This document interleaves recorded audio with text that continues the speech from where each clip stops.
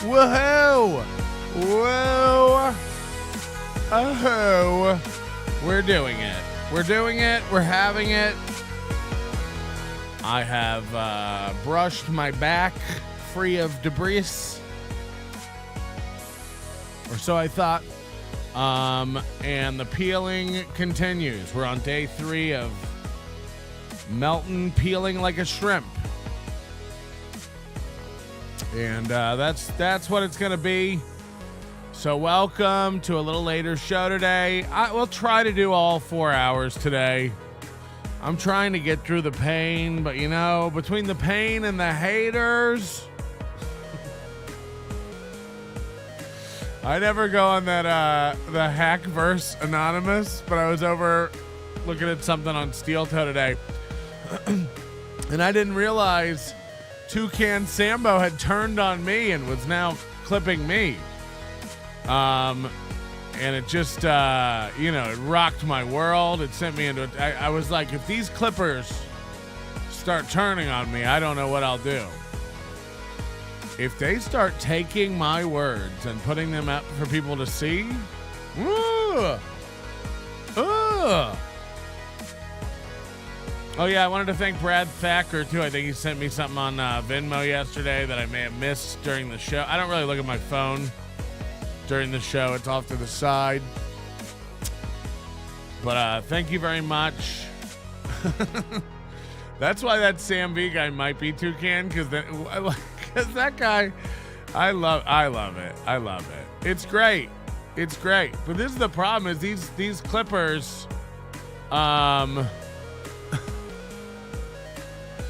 it's like there's enough to make fun of. Make a super clip of me taking $1,000 and ruining my life for a week. That's a real thing that happened. Like I'm in. This was so dumb. I'm in so much pain. No. We're going to take a clip of you saying something and then put another clip of you not lying at all next to it, but make it look like you're lying. Right. I gotta, it feels like people are fucking retarded and I gotta help them out here. So yesterday I woke up, I said this, that I got a bunch of emails about the BS show and I didn't know anything was going on. But I guess they started using the TTS chat on Stream Elements, like Perry does, and like everybody does. They make it available, and everybody starts emailing me that I ruined the BS show. The BS show sucks now. They don't know how to use it. They don't know how to shut it off. They don't know what they're doing. It's ruining the show. Worst BS show, to me, as if I have nothing to do with the Shuli network, idiots. I don't care if I end up buying YouTube. If you don't like a show on there, don't email me about it. Even if they were using my my voice chat, if their show sucks, don't email me about it. It's so insane. But anyway, I made this statement yesterday that they're not using my voice chat. I loaned it to them one show, Sunday night. And then ever since then, everybody thinks they're using all my stuff. I don't know where you got it from. Nobody's ever said that. They made it clear that night it was one night only. TTS isn't mine. I'm not special. Anybody can use it. Anybody can add it to their show. Perry Caravello has it. Perry Caravello does it. So, how special could it be?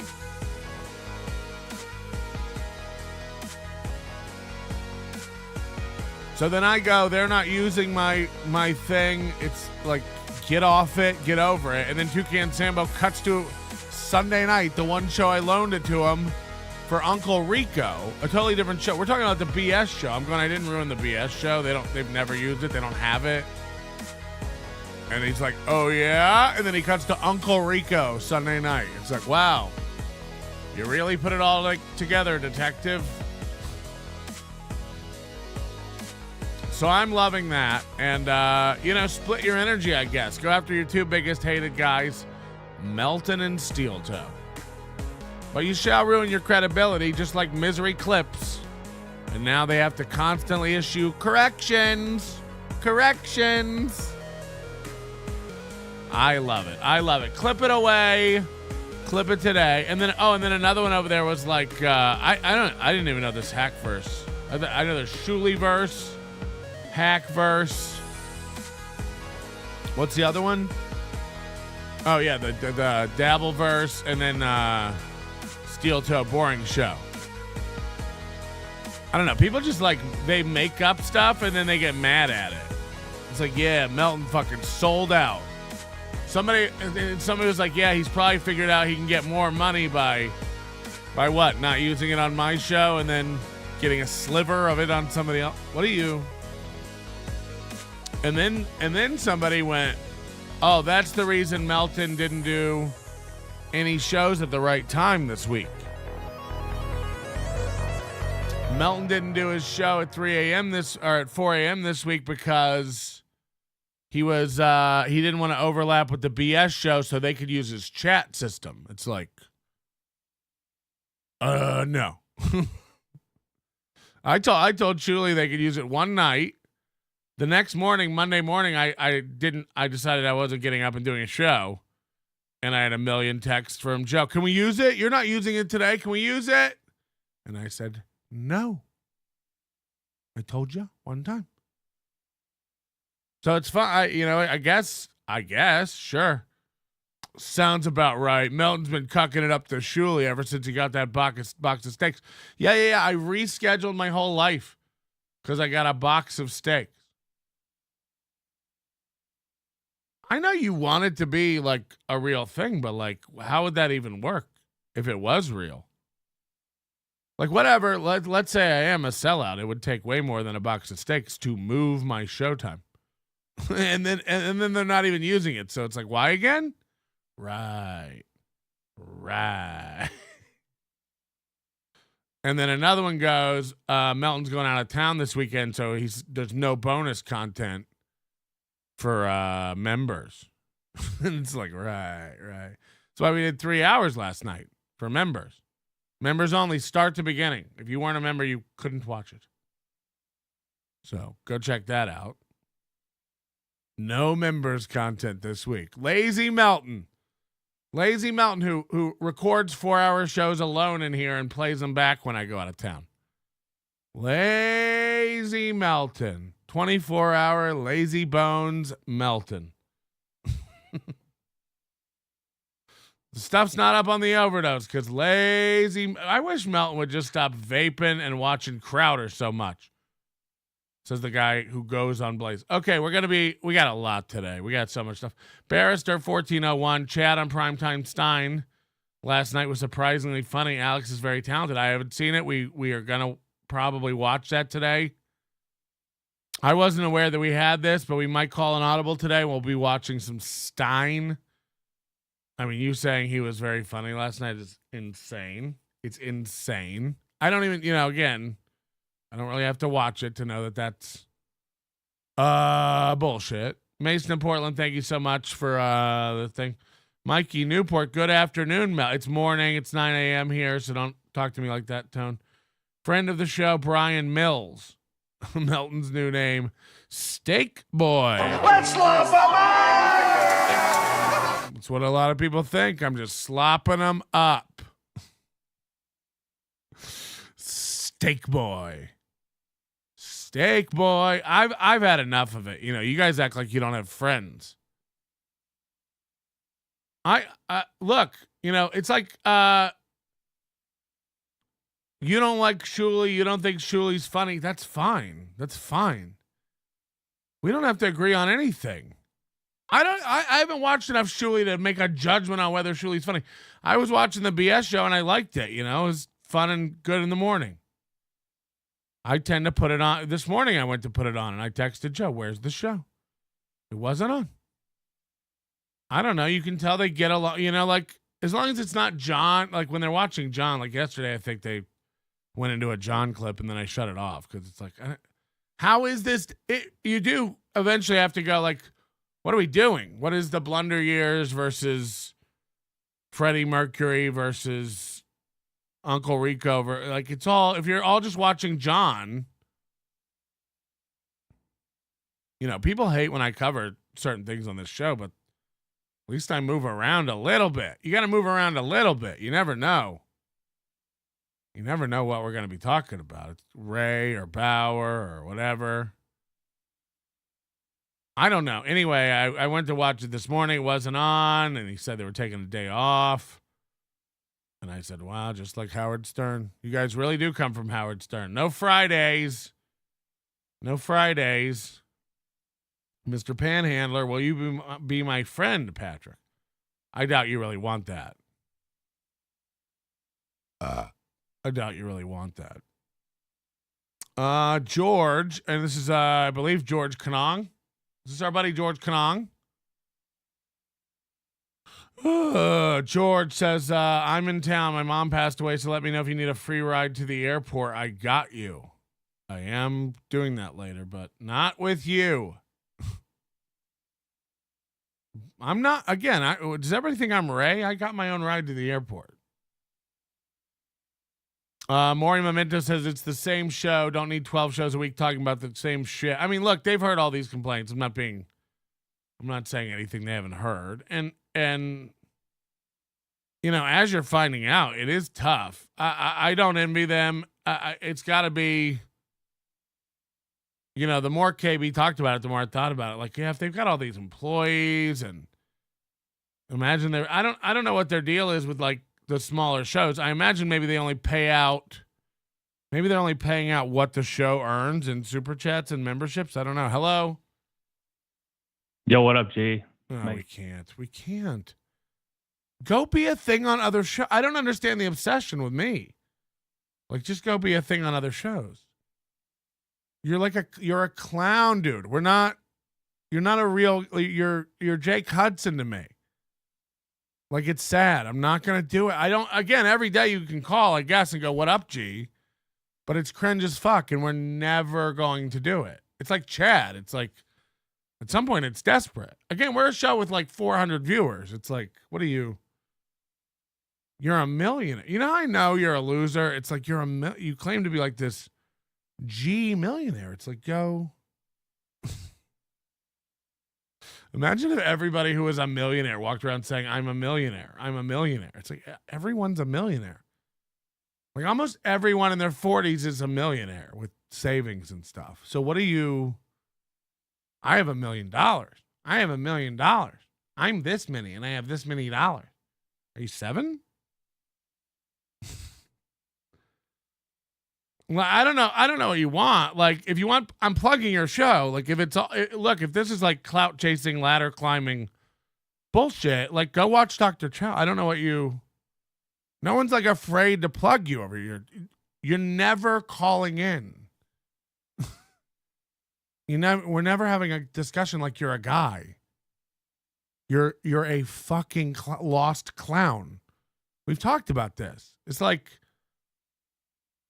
Again, like it's insane to spend so much energy trying to look cooler than everyone, and at every turn, it's just like, what a fucking clown. You come into a chat and people go, fucking show. At least Jake Hudson can't help it. He's like, what's wrong with licking poop off my finger? And we're all just like, oh, fucking Jake.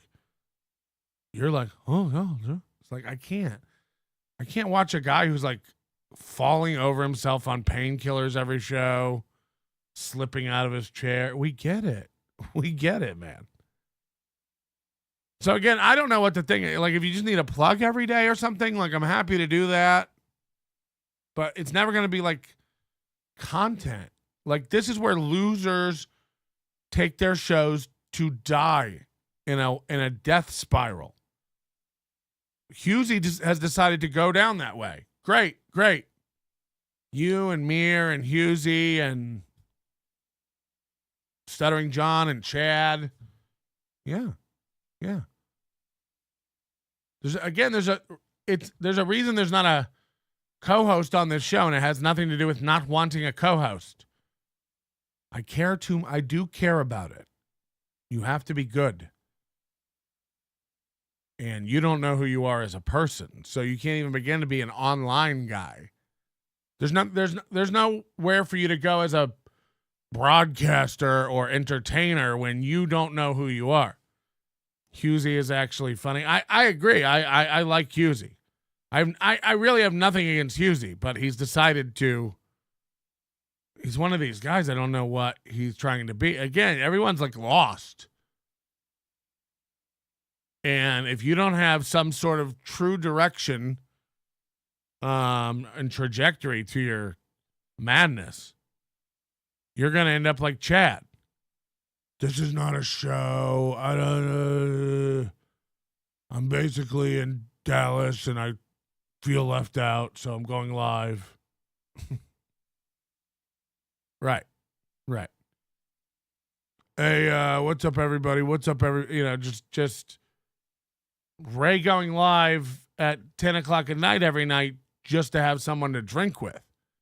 And that is what it is. He doesn't, he'd be sitting in that little room alone watching YouTube and drinking. But now, since you're talking to him and super chatting, he's not a loser. Right. He usually started slumming and can shake that dirt. Can or can't? Yeah, I don't know. I'm just saying we make choices. You know what I mean? We make choices. And on one hand, Chow is just throwing shit at the wall, trying to, we'll do a show that's good vibes only with Ari Jane until I take advantage of her good nature and she figures out I'm a lying sack of shit. So look, I can appreciate it all from afar, and I love the trolling. I love it. It's just like it's never gonna happen here. Never gonna. Like, I understand what everyone's doing. It's like I still don't have to participate. Like, what do you think? You think you're ever gonna be like a square on my show? Yeah, man. Me and Melton were just chopping it up. I was on Melton's show the other day. No, you weren't. I was on Melton's show the other day. Not a sentence you'll ever utter. Hello. Thank you and have a... Hello. Wait till I say hello. That's how phones work. Please. Oh, boy. People trying to hook me up with some sort of voice mailular system? I don't think so. Chad, how'd you like her pie? Did it fill you up? Everybody's tried her pie. Makes a man thirsty for milk. Why do men like you hurt the ones that love you? Things like this are done with channels and codes. You never know who hired you. Hey, bitch, the laundry isn't going to fold itself. I know you don't eat desserts, but my Old Harbor Scrimpy Cream Pie really fills a man up. Ugh. I'm in the woods right now, though, training my girl to shoot Dillagaff's girl in the face. We are a rival hot air balloon gang. We spent all morning sprinkling doll heads all over the forest. Creepy. For my opponents, black and blue. For me, red, white, and blue. Pew, pew, pew. You are one Yankee doodle dandy. Chad and some chick were bumping uglies in Dallas. You gonna take her candy? I gotta see this.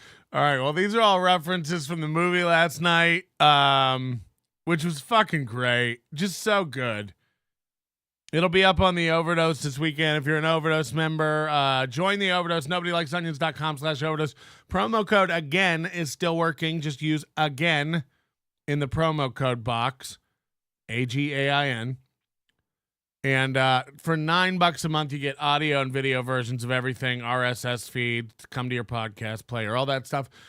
It's just a little slower, but it will be all up. Everything will be caught up this weekend, finally. Fuck. As long as we don't have any more N-words slipping into anything.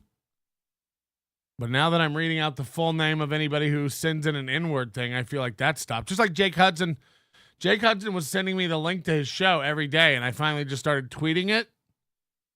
And Jake Hudson stopped sending me the link every day. So that's pretty cool. $9 a month, support the show. Hello. Your call has been forwarded to an Come automatic on. voice message system. Come on. 8. Come on. All right, we'll turn phones off today since everybody's a humorist. You know what I'll do? I'll call and try to connect him with a voicemail, and if it doesn't work, I'll do it again. And if that doesn't work, I'll do it again. It's like these guys who call from anonymous numbers. It's like, I mean, yeah, it just pops up a little thing in the corner of my screen. I just ignore it.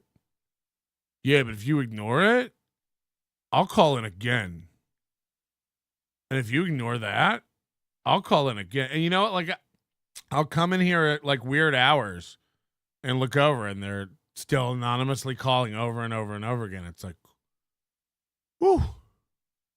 Imagine if that's your day. And again, there is some obsession. What's the obsession? With some of these guys. And I don't know what it is. You know, I don't know what it is. You know, I guess we could dig up their bodies, but people like Jake Hudson, who would call in over and over and over again. Chad. Chow. Yeah, yesterday, the last 17 times he said you'll never be on and get lost, nerd. And hung up on me. But maybe today, yeah, maybe. Try it again now. Maybe. It could happen. I've seen it happen. So, Melton, I got to talk about your performance here at Shuli Support. You have been talking purely positive about the Shuli Network, and that's fine. But other people, such as Ray, put more effort into their work. So maybe just think about it. Yes, Melton, I've supported the Shuli Network by Make Primetime Alex Stein, the pimp on the blimp, really boring. I mean, like, really boring. I even tried some terrible jokes to make everyone reconsider Shuli as the greatest comedian of all. Jesus.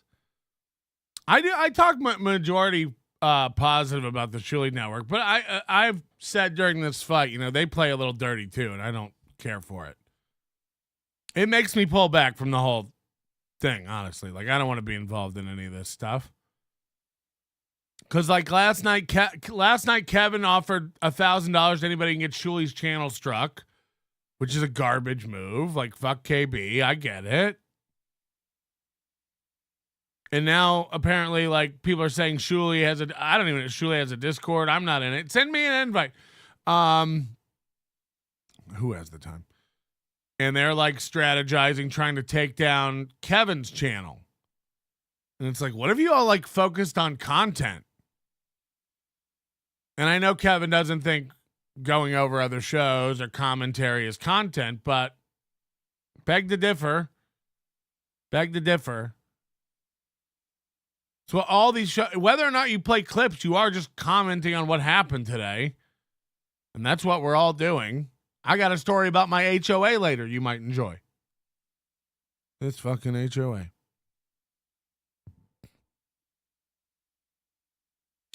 He has. So look, I'm not necessarily happy with everything that Shuli's done. I'm definitely not happy with everything Kevin's done.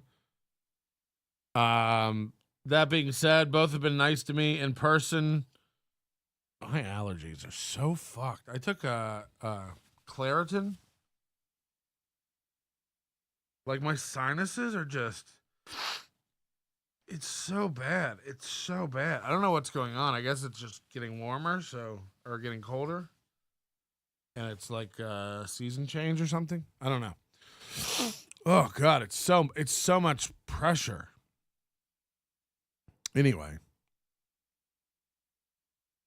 Shuli does a lot. And then, this is a weird one too. I'll call producer Joe out for this. I don't think Shuli knows anything about this, but it's like, what's going on? So, like Shuli, everyone says Shuli's a snake, and I keep pressing everybody for reasons and stuff. Modelo Macy, last night's movie review was funny. Will you be doing any more? Yeah, probably. It's really great. Check it out on Overdose Light. Mikey Newport, is Melton a family name? What? David Chandelier, Patrick, are you a millionaire or a billion? Come on, we don't talk about that. So producer Joe implements text to speech, and I guess it's the like default one everybody uses, and that's fine. It's available and easy to use. What I do worry about, and what I've tried to caution Joe with and stuff is like, just because you can do something doesn't mean you should do it. Again, he had like some spinning logo transition, like in between every time he changed scenes. And I was like, that's gauche and annoying. That's going to get real annoying real fast. And it looks like Sports Center, you know? And he's like, really? I think it's cool. And I'm like, I mean, it's fine. But again, watch everything. What does that? What show does that? What if every time on Friends they change a camera angle, they did a big Friends logo across the screen? Like every time? It'd be insane. It'd be insane. So, you know, I don't mind, you know, I've given him tips and tricks on how to use OBS and how it works and how to think about that, you know, like really like shortcutting this guy a year in learning OBS. I guarantee it. Just with like 10 easy tips that, you know. And I don't mind to do it. Anyway, these guys are nice to me. They've always been nice to me and all that stuff. So they implement this text to speech tip system. And I was putting this on our Discord yesterday. I'm like, Joe copied every price tier exactly from NLO. Exactly. These aren't like multiple choice selections. These are like you have to type in how much exactly in pennies. And we had made funny levels, you know, one of them, okay, $4.20, $4.20. Okay. You might do that. I made it $3.33 because I'm like a little devil. It's half of $6.66. It was a joke. $3.33. So our levels are $3.33, $4.20, $6.90, $69. So okay, maybe you guessed that one. $13.37, which is leet. And then I go over to Shuli.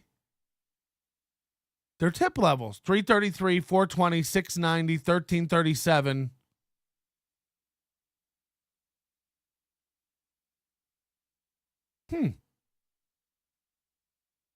Now these aren't, again, default levels you can pick or anything. You have to type in all the digits. 333, 420, 690, 1337.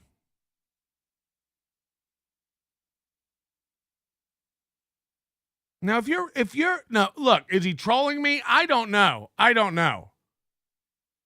But if your network has a reputation for stealing everybody's shit, and you get called out for stealing other people's shit when you don't even do it, you know, and I come to your defense about all that kind of stuff. TTS isn't mine. Knock yourself out. Every show, go get text to speech. Shuli steals everything. Patrick is just finding this out. Congratulations. No. You guys going Shuli steals everything carries zero weight. Anonymous men on the internet accusing other men on the internet of stuff carries zero weight with me. And Flimsy, that's exactly what I was thinking of as I said all those numbers. It's exactly what I was thinking of. I'm like, you got to type these in the computer every 30 minutes. So what am I to believe? What am I to believe? No, here's the thing. No matter what, you had to go look and copy the prices. Now, you did it to be funny, to see if I'd notice, and to troll me, in which case, ding. Or you're that lazy and uninspired you couldn't think of prices? How much do you want to make your watermelon, sir, here at your produce stand? What are some prices people are charging? $730? I mean, other people are charging less. $38 cents. Let's go to Albertsons to see what they charge for a watermelon and copy it exactly.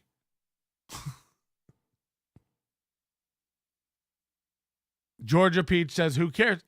You're right. Who cares? You are right. You are right. We've disconnected from Stream Elements. We don't touch it anymore. Why does it got to be watermelons? No, it's just look, I'm hyper vigilant. I kind of notice everything. Kind of notice little things like that. Yeah, I was watching BS show again because I like the BS show. I was watching the BS show. 333 popped up on a tip. Then 420. Then 690. And I went and looked at their price tiers, and I was like 1337, 690, 420, 333.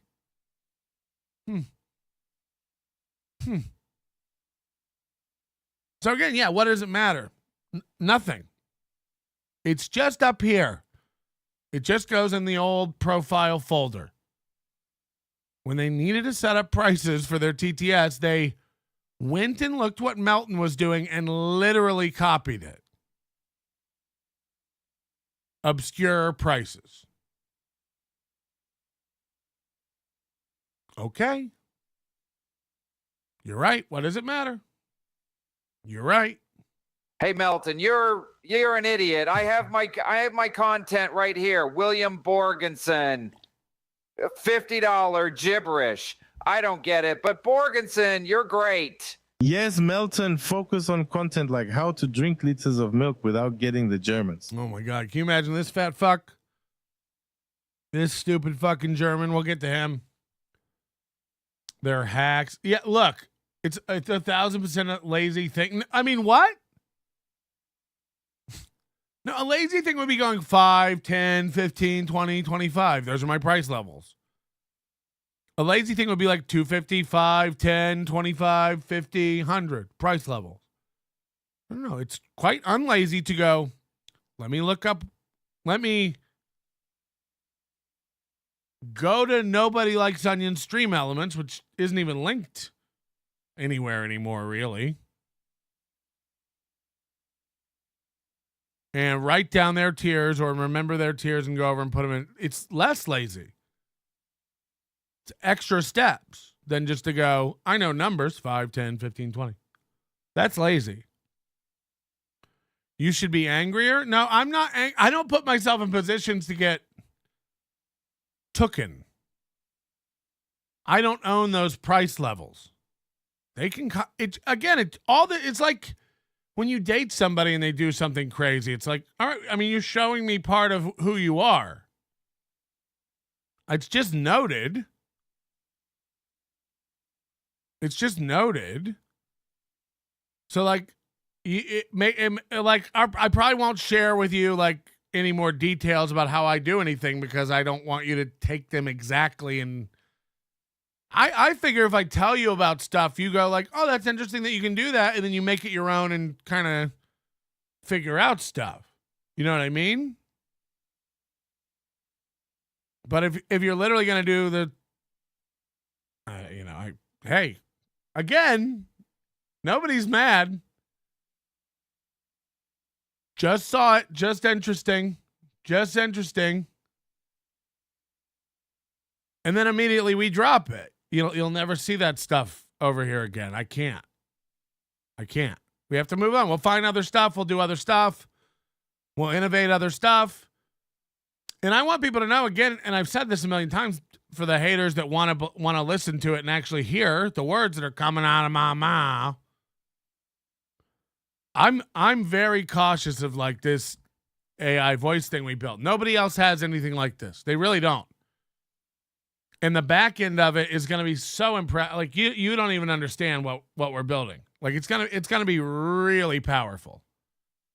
The voice thing is like a fraction of what this thing is going to be able to do for shows.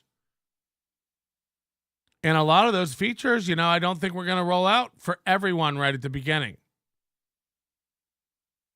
Because it is like giving a new Jedi a lightsaber. It's like you can't wield this yet. to some extent. So as far as like hooking them up with TTS and stuff, sure, Shuli, Bob, all their voices, John, Joe, if they, whatever they want to have. But this building complex conversations and stuff and some of the other stuff we're about to roll out, I'm very cautious about it getting played out and it becoming worn out and old. Now, look, somebody on the Reddit made a good point. They were like, it's the listeners. So if your listeners are super funny and they know how to use it, I mean, we've got 2 to 3 guys who play the NLO TTS like a fiddle. They've figured it out. They've figured it out. So it's like it's one of those things, who knows? Doing the same thing over and over and over again. Shuli is what were they saying about Shuli the other day? And they just kept repeating it over and over and over. Yeah, like our guys are a little, I think they use it a little better. Aw, boogers. Punching out, A lot of shorter, punchier stuff. And remember that, I don't, it doesn't even matter. It's just like the person playing the instrument matters too, not just the instrument. Look, an oboe does get annoying after a while. Shuli will run this into the ground like everything else. Again, LL, you have some, giant, a lot of the people like have this stuff, all this internal baggage and emotion they bring from Stern over with Shuli. I don't have that. So you do have to kind of understand we're not with you because we don't carry all the fucking opinions and baggage you have from Stern. So don't get mad at normal people. You're all like, you don't see what a snaky is. It's like, I don't. No, I don't. Again, I'm watching. I watch everything everybody does. But to me, Kevin Brennan is being way more aggressive and attacking than Shuli is. I watch, if it's true that Shuli's trying to have his channel taken down on the back end, it's like, you guys just got your channel back. Carl makes a little bit of sense about this. And even when I go after Steel Toe, I admit, there's not really a true rationality to it. It's just like the guy's smug. It'd be hilarious. Schadenfreude to watch him eat shit. And if Kevin Brennan came out and was like, I'll give $1,000 to anybody who wants to bring Melton's channel down, I'd be like, oh, game on, bitch. We're coming for your family. Game on. The minute you launch any kind of so I get it. But maybe a better play would just to be to let this all die. I mean, you just got your channel back. It's the worst thing for all you guys. Are you all Chad? Chad's dumb, right? Chad loses his channel and screams and whines and begs and pleads and begs and whines and complains and it's the worst thing and no one should ever do this. The minute it's back, strike his channel, get his channel, go get his channel, strike Kevin, strike Shuli, strike Kevin, strike Melton, strike everyone. I'm the mud shark. It's like, what a short memory we all have. And again, if I just tap you on the ankle and break it a little bit, you'll all be screaming again. Hey, you're striking channels? That's too far. Like, Shuli just got his channel back. If you guys are really trying to get Kevin's channel, it's like, what the fuck? And by the way, Kevin saying I'll give somebody $1,000 to strike their channel is Kevin fucking himself. So, yeah, I'd 100% clip that and send it into YouTube. That's Kevin fucking himself. Nobody else did that. It's like when I sung that song last night, Inward Jim. Put on a hat and blackface and did a little fetching stuff. We edited that out. Because that's inappropriate. I'd be hanging myself if I left that in. Everyone can say Chad is dumb all day, but the ones who keep hiring him back or interviewing him might be. Yeah, I mean, I've said that. I'm not even sure what's going on with Shuli Network and Chad. I 100% think they've got something cooking under the. I don't know if they're like telling Chad to lay low during all this. Well, they switch over. You know, literally, for all I know, it could be like, hey, we're working with Melton right now, and he's helping us out a lot. So as soon as we're done getting set up with all this new stuff, we'll bring you on because it might upset Melton. It ain't gonna upset me. This is what I'm talking about. Like, I don't put myself in positions to be upset by what other people do with their shows. Have Chad on. Kevin can have Chad back on. I'll be watching and I'll be laughing. I think it's an awful business decision, but knock yourselves out. And I imagine Chad with the text chats.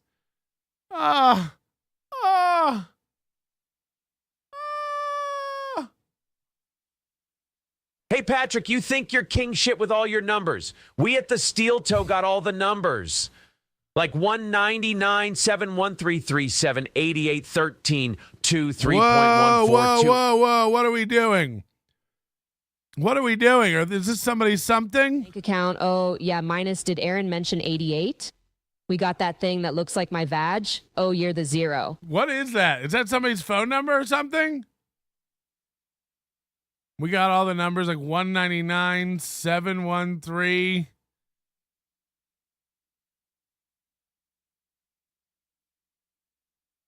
I don't know if there's some code involved in that. I'm trying to do the math. 3.142. Are they doing pi? Did I mention 88, the letter A? Okay, I don't know what's going on.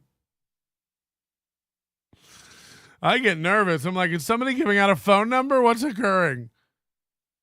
I feel like Ray when somebody does that to me.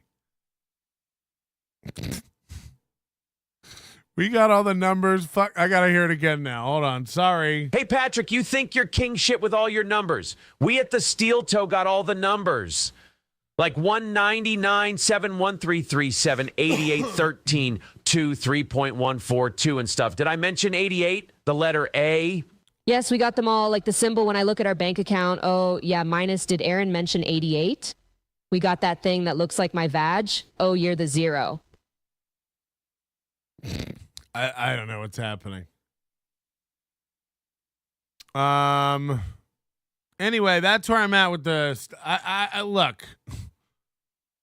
Everybody's got like ideas of what's going on, which is fine, you know. Speculating, I love that. I love a rumor. This is what Misery Clips didn't understand. Doesn't understand. The difference between me loving something you do, and I know you clearly don't give a fuck whether I love something you do or not, but you know, there is a thing called libel and slander, so keep it up. Melton quit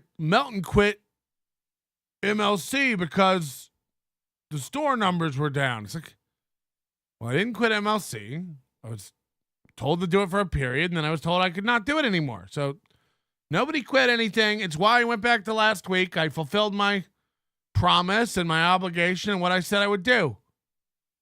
So number one, nobody quit anything. Number two, because the door numbers were down. It's just insane. But what if you rewrote it like a tabloid, which you are? Correction.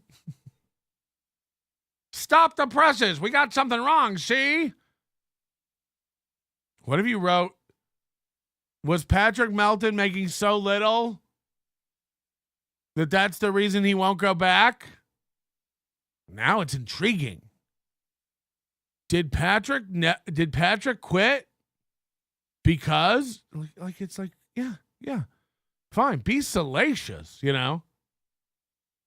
Is Johnny Depp having an affair? That's interesting. I'd like to read that. You come out and you go, Johnny Depp's having an affair. It's like, well, now you better know something that you're talking about, you know? And again, you know, W-Band just doesn't, like, some of these guys don't get it. Some of these guys are not picking up on all the context. You know, they're not even context clues at this point. I'm screaming it to you. But I guess we'll go through it again. You know, we do this almost every day with some idiot. So we'll do it with W Man today. Did you see Aaron on Mir yesterday? No, I didn't. I don't watch trash shows. Someone has to stop. I don't watch it. I don't watch meth addicts in their trailer going live. I don't. Sorry. I know there's some entertainment value. I know they're idiots. No, didn't see it. Missed that one. Sorry. Didn't see Steel Toe yesterday either. I don't know. Ask me again tomorrow. Maybe I'll start watching him. I don't watch him ever. People suggest it every day on the NLO clips. Dude, Mir. Did you see Mir? No one did. Check the view count.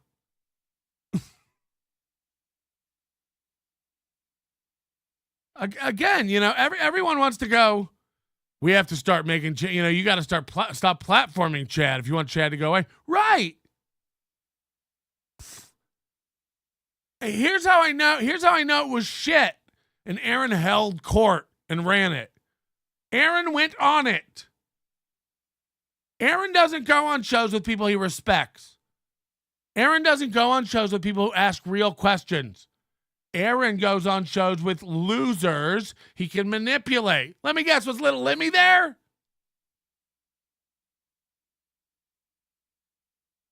No, missed it, W. Missed it. Send me a link, though. I'd love to No! I'd rather watch Silicon Valley for the 19th time all the way through. I'd rather continue with The Sopranos, even though it's getting boring as fuck. Season 2 sucks. Little Limmy is rad, bud. See? I don't want anybody in here saying bud or rad. No 3-letter words that end in D. You hear me?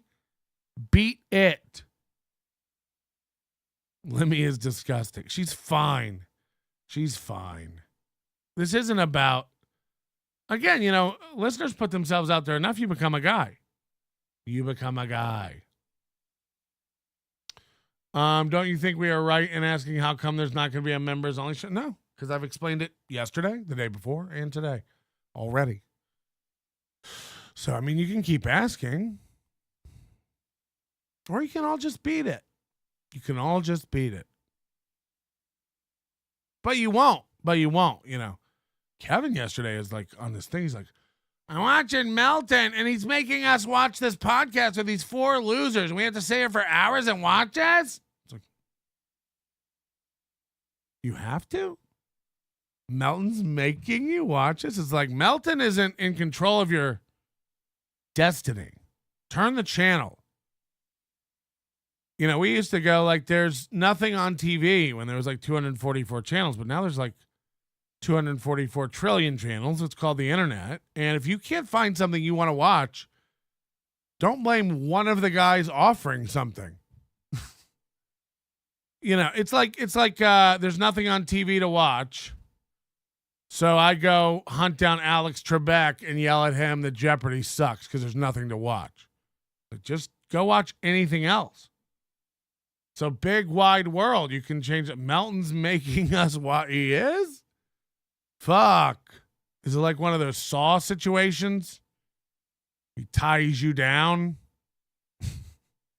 Yes, Melton, the Steel Toe Nerds are hacking your system. 001101010000111110010101. Can that make Can that make my system do something? Was that machine code? No, so look, I've got to make these. I understand that you guys are all still into Limmy and Mir. I get it. Enjoy. You will at some point. Maybe you're not there yet. No, everybody's a different tier of loser. I've gotten to the point I don't have the hours in the day anymore to watch Mir. Sorry. And I mean ever. I'm not one of these people who's like, he had Andy Dick on this week? Fuck, I got it. Must see. No, it wasn't. Again, check the views. Just watch anything Andy Dick's done in the past 2 years. It's roadside assistance level cringe. So I no longer want to waste brain cycles on giving steel, like this whole idea of like Alex Stein's going to set up a boxing event, steel toes in. He ain't. He's not on Let's talk then, liar. Let's talk, you scaredy cat bitch. He's not on Earth with us. And I'm done dealing with people who aren't on Earth. Chow's not on Earth. Chow to this day runs around telling people Melton doxed me and my family and my kids. It's like, we never need to have a talk. You're not a real guy. You're a clown. You're not based in reality. We're moving on. And it's not like, it'd be one thing if it was interspersed with any sort of entertainment or comedy value. It isn't. There's literally nothing there. Mir has opinions on everything, but again, there's literally nothing there. There's no library of knowledge. There's no experience to speak of. These guys have done nothing. They've done nothing. So, again, it's not a personal thing. The same reason I'm not platforming Jake Hudson. And so when you tell me like, dude, Aaron Imholt did an interview, I go, no, he didn't. No, he didn't. Aaron Imholt went and dodged questions and joked. I don't even need to watch it. Do you understand? I know exactly what happened. Everyone fucking marked out because he's a bigger show. And he ended up controlling the whole interview and never answered anything I would have asked. But also nothing I would have asked got asked. They all hate Melton and think Melton's dumb. So imagine what it turned into. Do I need to watch? Yeah, Melton's gone too far, bro, and he's scared to box you, bro? That's crazy. That's crazy, bro. I can't believe he won't box you, bro. Yeah. No, I'll skip it. Do you know what I mean? It's not reality. Why would I put that on and be like, again, for the 900th time, like, no, I do want to box him. I said I would. I just can't. Even me at some point, I have to stop going round and round and round and round and round and round and round. Tipping presets enabled. I set up a stream elements to see what you were talking about, and then the standard price. I believe Joe kept it. So I'm wrong? We owe Joe a big apology? Fuck yeah, I've been got. Oh no. That's on me. That's on me then. We thought we were original. We're not. It's default. Yeah, it made no sense. That's what I'm saying. Like it was a little psycho. It was like, that's why when everybody's like, it's the lazy answer. I was like, no, it wouldn't be. It wouldn't be to go copy exactly. To go copy exactly what I have and move it over. That would not be the lazy. It would take more work. Thank you, Ian Hawk, for getting that in. And I'm glad we got it in the same show. Because I hate when I put a show out and then there's like 24 hours of everyone going, Melton, you're an idiot. You owe them an apology. All right, it's been not even an hour. I'm the idiot, and I owe an apology. But also, I'm glad because that just aligns with like, I was starting to think we're dealing with nuts. But you guys are right. Shuli is on the up and up. Shuli's a good dude. So I'm glad you guys found out and not me. Because it goes to show you, I'm looking for stuff. I'm looking to make Joe a bad guy. I'm looking to make Shuli a bad guy. We're trying. Correction. The difference is we get stuff wrong all the time over here. It's half the fun. Oh my God, Melton doesn't know and he's screaming about this? To be fair, you did challenge Aaron and back out. That is fair. I totally did. What are you even talking about? Imagine me engaging. W man, sorry. Don't be sorry. Just be better. Maybe instead of watching so many little mirror shows, you should worry about the N-word you're supposed to edit out of videos. Got him again, everybody. Got him again. All right, so Joe and Shuli, I owe you an apology. I figured Shuli had nothing to do with it. It was probably Joe. I was like, there's no way. Like, you literally went over and copied my pricing? That goes to show you how long ago we set that up. I think we set up Stream Elements on Twitch in like 2020. So, of course, I wouldn't remember what the default price level is. But I do. I have to eat crow on that one 100%. What is. What is. Joe didn't copy NLO. Apologies to Joe. Apologies to the Shuli Network when I'm wrong. I'm wrong. B. Dabbler says, we assume you're correct. Words to live by. Yes, I assume you're correct. Do you think we have a fact-checking department over here? I know we don't.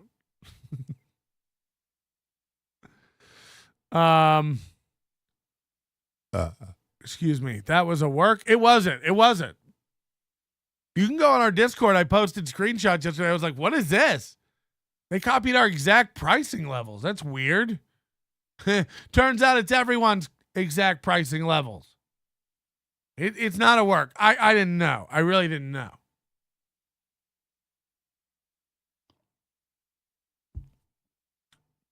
So that's me. I was wrong. And I hope they'll take me back over at the Shuli Network. They've already disabled my credentials. I'm unable to get into the work email server. No, that was wrong. That's embarrassing for me. And I do apologize to both Joe and Shuli. Our chat's right. The Shuli Network is on the up and up. Shuli is not a thief. Egomaniac. No, if I was an egomaniac, I'd be Aaron and I would explain how actually I came up with those numbers and everyone who uses them is copying me. That's what would really happen. Palate cleanser, you got it. The bubble guts. The bubble guts. Rocking to the beat. The bubble guts. The bubble guts. The bubble guts. Rocking to the beat. The bubble guts. The bubble guts. The bubble guts. Rocking to the beat. Really good stuff. All right, we're going to get into it. Again, apologies to Shuli and Joe. Also, like, really, like, I was like, what is going on? What a weird thing to, like, pick to copy. And look, I think it also speaks a little bit to, like, a greater problem. Again, everyone in my chat, everybody keeps going, they're snakes, they copy everything. Could this be part of it? Could things like this be part of that? Because this is the first thing I've ever seen and gone like, oh my God, they're copying. This is the first thing I've ever seen like that. And I was wrong. I was completely wrong. Admittedly. So could little mistakes like this be contributing to this entire view? I don't know. All right, we're going to get into Alex Stein. I haven't seen this. I guess this is last night, the Alex Stein program. Prime Stein, Alex Time. Let's see. I've never seen this show, so we'll see. This is Pimp on a Blimp. The following program contains language may be offensive to children. Now, this airs on Blaze and YouTube. Blaze TV. Ladies and gentlemen, welcome to Primetime with Alex Stein. I'm your host, Pimp on a Blimp, Primetime Alex Stein. And tonight we welcome on Chad the Mud Shark. You know what Alex Stein does need? Like, he needs to go to Toastmasters or do... Oh, he does stand up. There's no confidence. It really is lacking. Hey, everybody. Welcome. It's Primetime with Alex Stein. What about... Hey, everybody. It's... Where's that attitude that you have in the courtroom? In the city hearings and stuff? Hey, everybody. It's Primetime Alex Stein. I'm your host, the Pimp on a Blimp, Alex Stein. Let's get into it. Where's some energy? Pimp on a Blimp, Primetime Alex Stein. And tonight we welcome on Chad the Mud Shark Zumock. which should be very. So he can't even say Chad Zumock. Is it Zumock? What's going on? And again, the Blaze is supposed to be this big right-wing media company with tons of viewers, and now you're gonna like explain Chad's black eye. Now the one thing, look, Blaze is like the house that Crowder built. Crowder used to be there. It was massive. The Mug Club, all the Crowder stuff.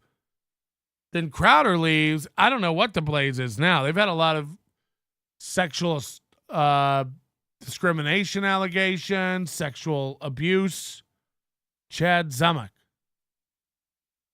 Very unique as we ride through Chad's criminal history, as well as a lot of the glories that he has achieved in his life, like being a professional broadcaster.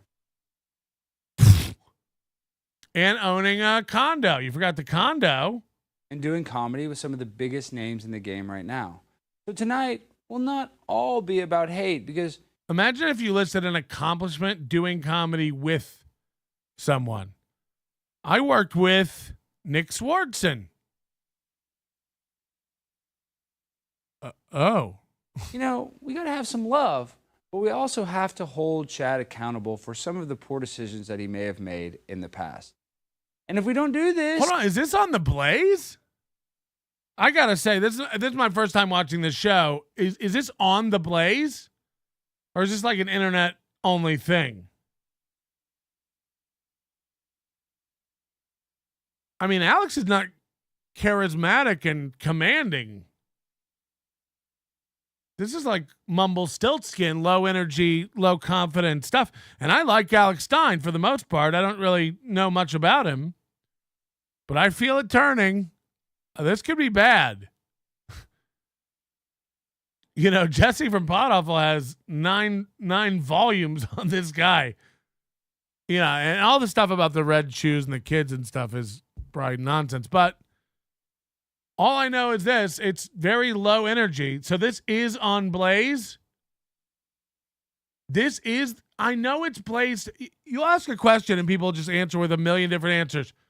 I go, is this airing on Blaze or is it internet exclusive on YouTube? No, this is Blaze Studios. It's like, okay, aware of that. Thanks. I'll ask the question again. Is this airing on Blaze or is this an internet only exclusive? It's Blaze Jr. Great. Good answers, everyone. Good answers. Really great stuff. And now look, everybody goes, he's trolling. What? Alex Stein is trolling by being awful?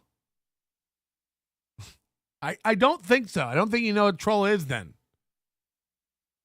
If you think coming onto your own show and going, hey, everybody, prime time, Stein, and today we're going to be looking at Chad Zumock going over his record and seeing why he must be accountable. And although he's accomplished some things like working with some of the biggest comics up there, you're like, he's trolling.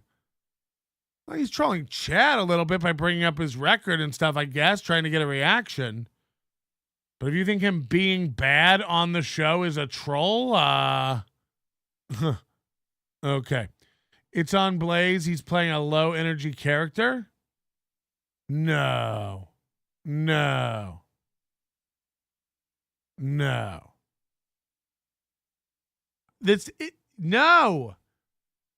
You're telling me he's not trying? Someone sounds jelly. I mean, in what way?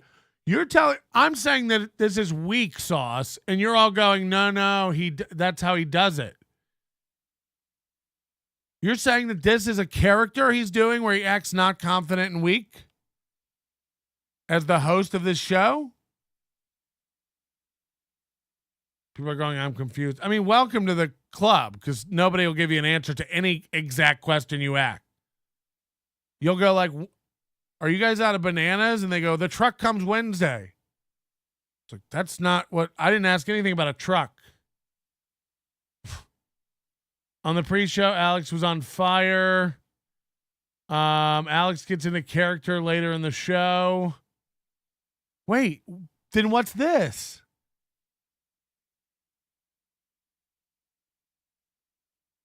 Can anybody type a sentence that means anything? You know? I mean, I don't know what's happening. Everyone's like, no, he gets into character later, but then half the other people are going like, no, this is a character he does. It's like, well, which is it? Does he get into character later, or is this a character he does? It's all a character. I would love for someone who's knowledgeable and has the ability to communicate to step forward. The chat room is also is almost like a microcosm of like what goes on with podcasts in the Dabbleverse. Like everyone thinks they should talk. Everyone thinks they should have a podcast, yet no one knows how to. Everyone's just Joey C. Everyone's like, no, but as a matter of fact, you click it and you add that all the time. It's like, well, I'm glad you typed that out. And cluttered up the universe with it. That really is it. The problem is, much like, when new podcasts start up, you can't really do anything about it.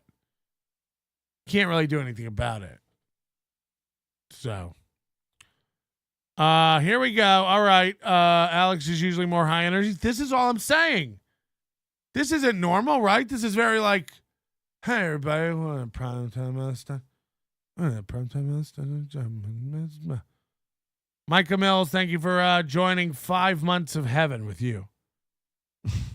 We don't do it to be rude. We do this so we can learn a lesson in what not to do in the future by paying the consequences of our actions. Oh, is he drunk? Chad has not had an easy life. He comes from a single mom, doing the best she could to make ends meet.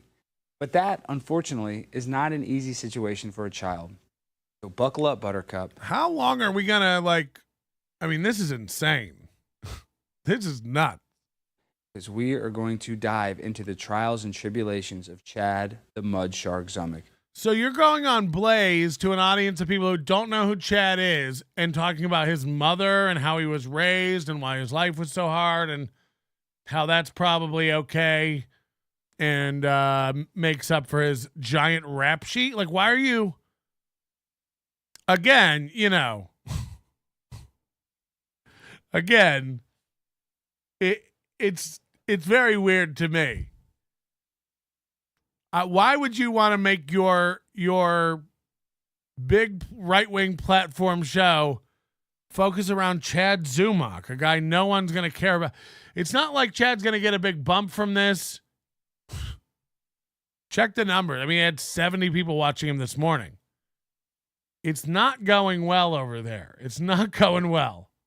To see if we can help this man be a better contributor to society. Instead of stealing people's credit cards and going to Wawa's, Chad is better than that, I hope. And tonight will be what is this? The start, because it's the first day of the rest of Chad's life. So let's start the show. My grind so refined, I got no time for no games. Ask yourself, why would I make time for you lames?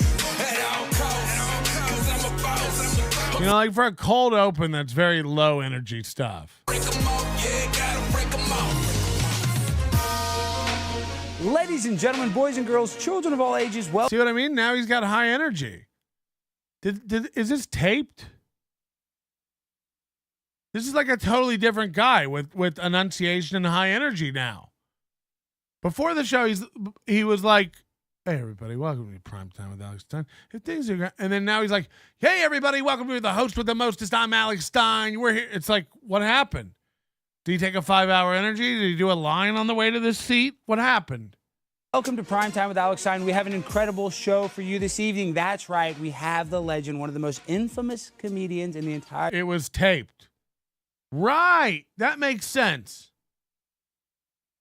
That does make sense. This seems taped as fuck. Can we just watch the video, please? I mean, the more you guys say that, I'm just going to pause it. We may go to something else right now. We may just go to a loop of some birds. Just watch some birds nesting and taking care of their children, their little boy birds and their little girl birds and their little egg remnants. What's your favorite kind of egg? You like scrambled? I like scrambled. Like a fried egg on a sandwich. Fried egg is good. What's your favorite kind of egg? Why would he do this? Why would he do this? How long could he do this to us? Just make us not watch this video?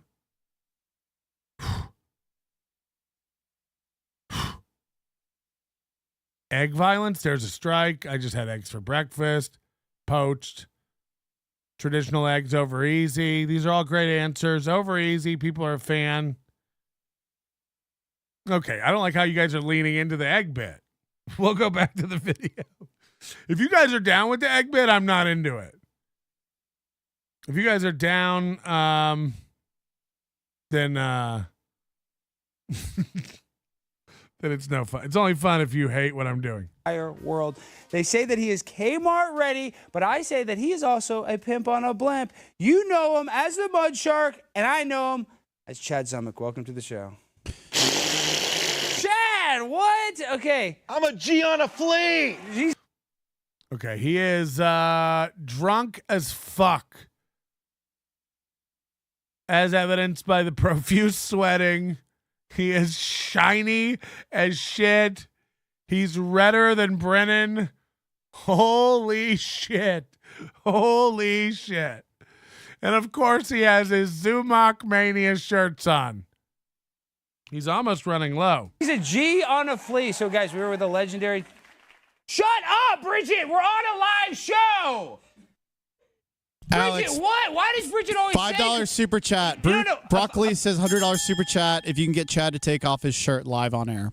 How much? $100. Well, I'll give you $100 if you do take off your shirt today. Let's warm up. Yeah, we'll warm up. We'll warm up and tell him we'll mark that super chat down. Bridget.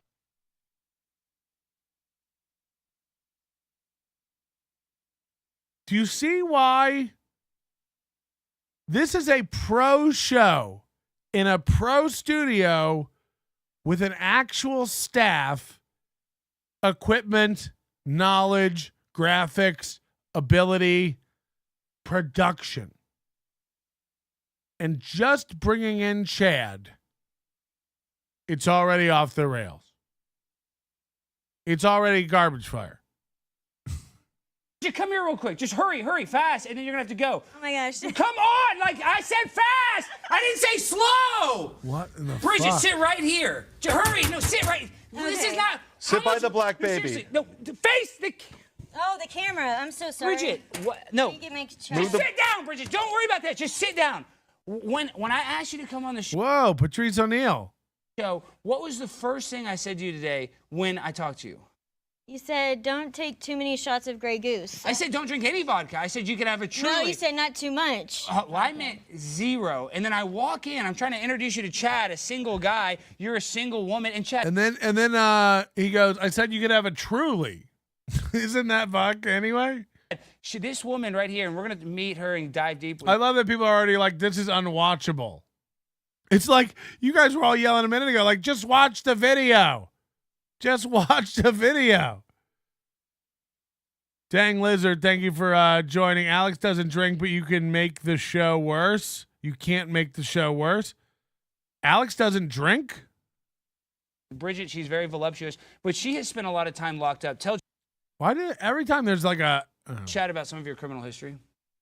Well, I've been arrested about 13 times. Okay. And everybody has to start somewhere, said Chad. What's the most egregious offense? Well, they're all like the same. Weed. Yeah, they're all under a gram, and there were felonies back then, but now... Look at both of these guys' posture and energy. Leaning into her. Nobody's really in command. Everybody's kind of closed off. It's like Melton doing a podcast. They're misdemeanors. So it kind of sucks. I got like 6 felonies on my record. Why is she breastfeeding the baby all of a sudden? It was funny like for a second, but she's like rocking it and stroking its head like it's gonna finish. Chad has a couple himself, so this is why it's good. No, he doesn't have them on his record, but they were somewhere in his lifestyle. He's been in some, hot water as well. So I think you guys would. I've been charged for a few things. Yeah, and I don't think Chad's ever. Yeah, that's Chad's whole thing, right? I never did anything. I've been charged. Yeah. You charge yourself with having a #1 album for 2 weeks. There's no evidence of it. It's not official. It's not on any record anywhere, but yeah, sure. You said it happened. So Never served any time, but she served a lot of time. How much time have you served? It was just like 7 months here, a year there, 60 days there, you know. So that's about 2 years? Yeah, I guess in all, you know.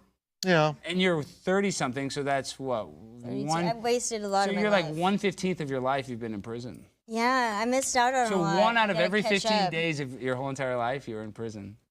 Wow, that's awesome. That's awesome, You know, Chad. everybody should want to do that. Chad, have you ever spent any time in prison? No. No. I did 3 days in jail. Yeah. And it wasn't a good time. Was not fun. But you know what? You live, you learn, you move forward, right? You just keep fighting. Like Rocky says, you keep punching. Yeah. Right? And I keep twerking. remember when someone said Chad's on fire this show?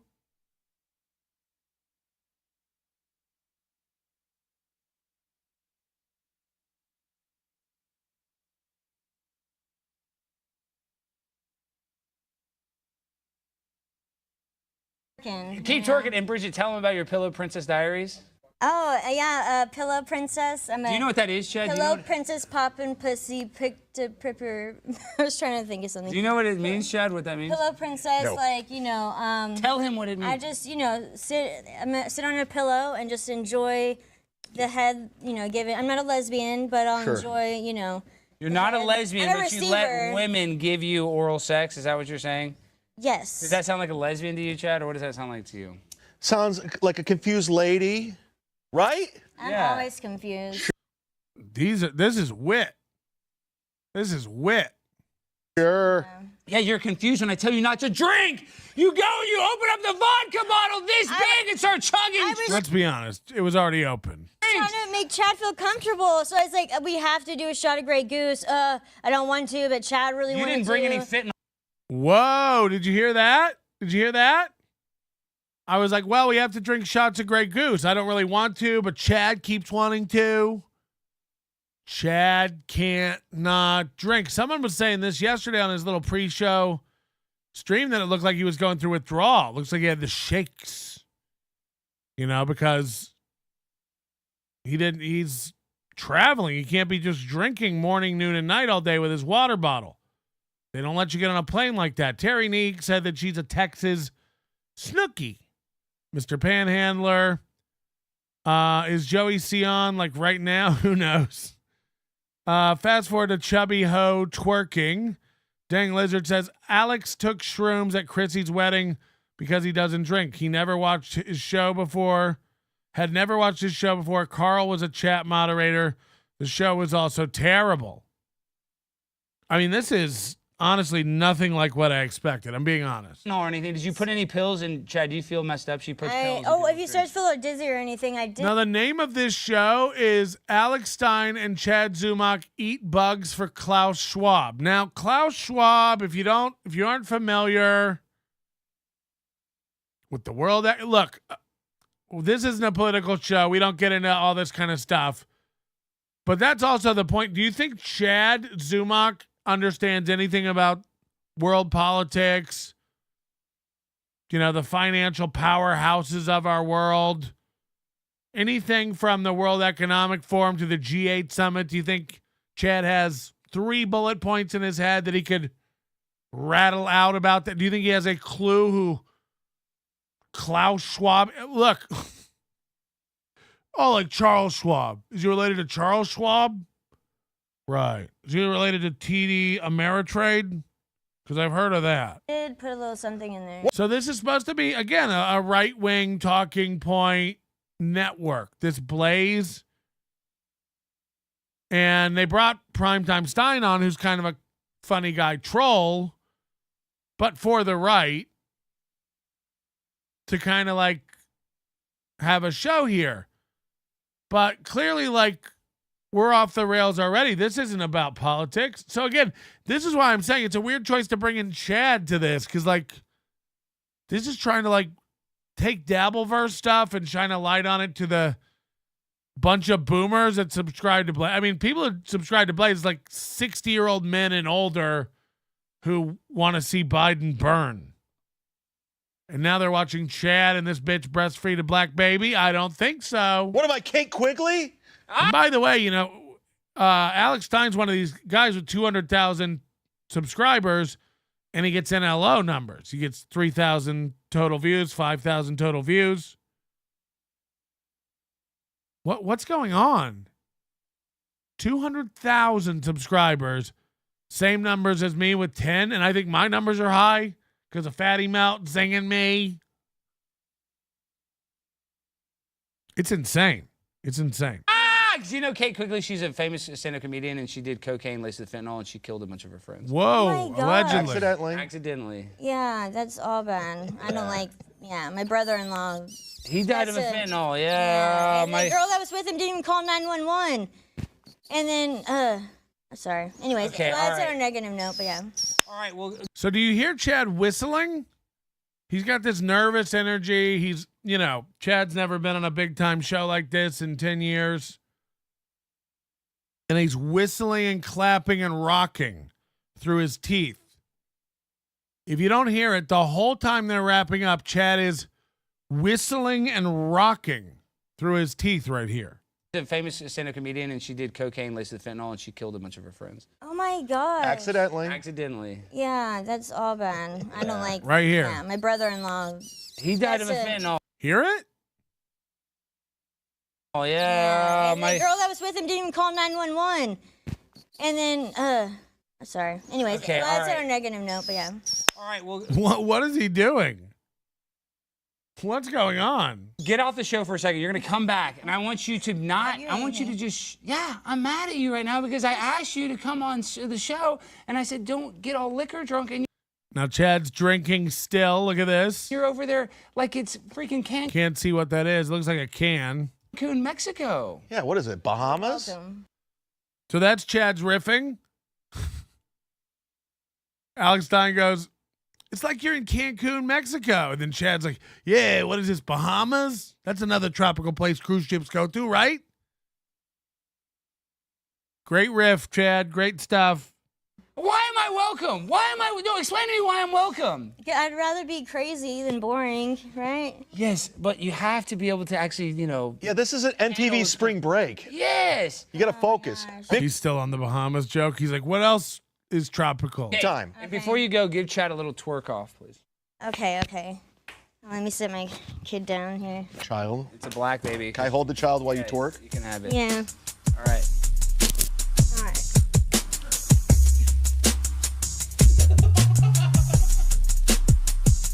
Yeah, you like that? Yeah, Chad. Thanks. That was really good. All right, now we got to get into the caption contest, guys. We asked you to comment the funniest caption for this picture. Oh, Chad will be great at this. Chad riffs. Chad riffs. And here's what we found from the comments. Okay, why did you pick that picture? Ew. Yeah, what is that? Chad, were you, my producer, I don't know if I told you this, his name is Jimmy, JVT, we call him that. I met He him. has to keep his family code secret because they're actually pretty nice, Right. classy family. He went to Princeton, so he thinks he's so smart. Chad went to Kent State. I went to LSU. We are smarter than this bozo the clown. What is the relevancy of that photo, please? Well, you have to see the captions. They're pretty good. Also, Bridget gave me a friendship bracelet, so me and her are cool. This producer sucks. You know, like producer Joe at Shuli is better than this. The timing on this guy, they had just started their show at the beginning, and then the guy popped up like $100 super chat, take off your shirt, Chad. Within the first minute of the show, he broke in to do that. Again, this serious political show on a political network. And then, like, he asked him, why did you guys pick this picture? And he goes, well, you got to look at the comments and see.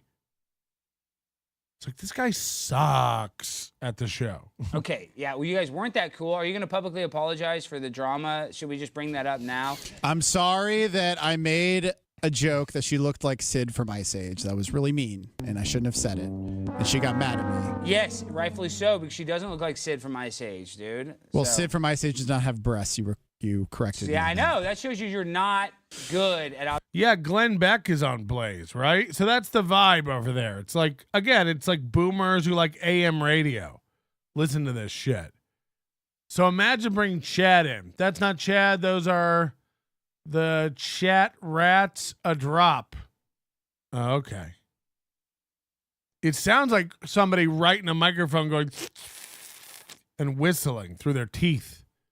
Like nervous energy. Chat rats. Okay. Observational humor sometimes, okay? Mm-hmm. But we have a great caption All right, contest. well, let's see them. Let's play caption number 1. Okay. Post-fellatio regret. What, dude? What? You're setting me up for a gay BJ, dude? Okay, next one. A man is currently transitioning into a dog. Okay, that's... What if they put the chat lines below while you could still see the picture? Nah, that makes sense. Kinda. Bobby's... Again, imagine having a whole control room full of producers and being this lazy with this game. I don't even know what to say, man. Like, this is so low effort. And I was a fan of Alex Stein, but this is garbage, man. Who's running shit over there? Zinger 3895. We like that one. If I was Glenn Beck, I'd be having a sit down with Al. I mean, imagine that they even talk. Okay, what's the next one? Caption contest. What does that say? What's going in White Darius and Alex? Best objects will be inserted on the show. They're now being meta. Thumbs down. That one. So who wrote that? Who wrote that? I don't know. Block them. Whoever King wrote that, Mello. block them in the chat right now. King Mello. And then last Chad's laughing. Ha ha ha ha ha ha ha. One, number 4. Caption contest. When you accidentally attend a Bring Your Inner Child to Work Day and your inner child takes it really seriously. Jimmy, all 4 of those captions suck. Well, that one got a picture lot of sucked. likes. That one got a lot of likes. That what I don't even know if that. What do you think about that picture? It's not even a funny picture. It's just this, look at this is like White how I'm doing this Darius. right now. I'm doing the same expression. But White Darius looks funny. Not really. He's not even showcasing the picture. What is Chad doing? Does anybody notice Chad? Again, all these guys with their floating hand issues. All these losers all have the same issue. A hand will just come up. You know, Drunk on Cringe would just sit here like this for hours. But Ray, what the fuck? You, what I'm saying? You, Ray's now.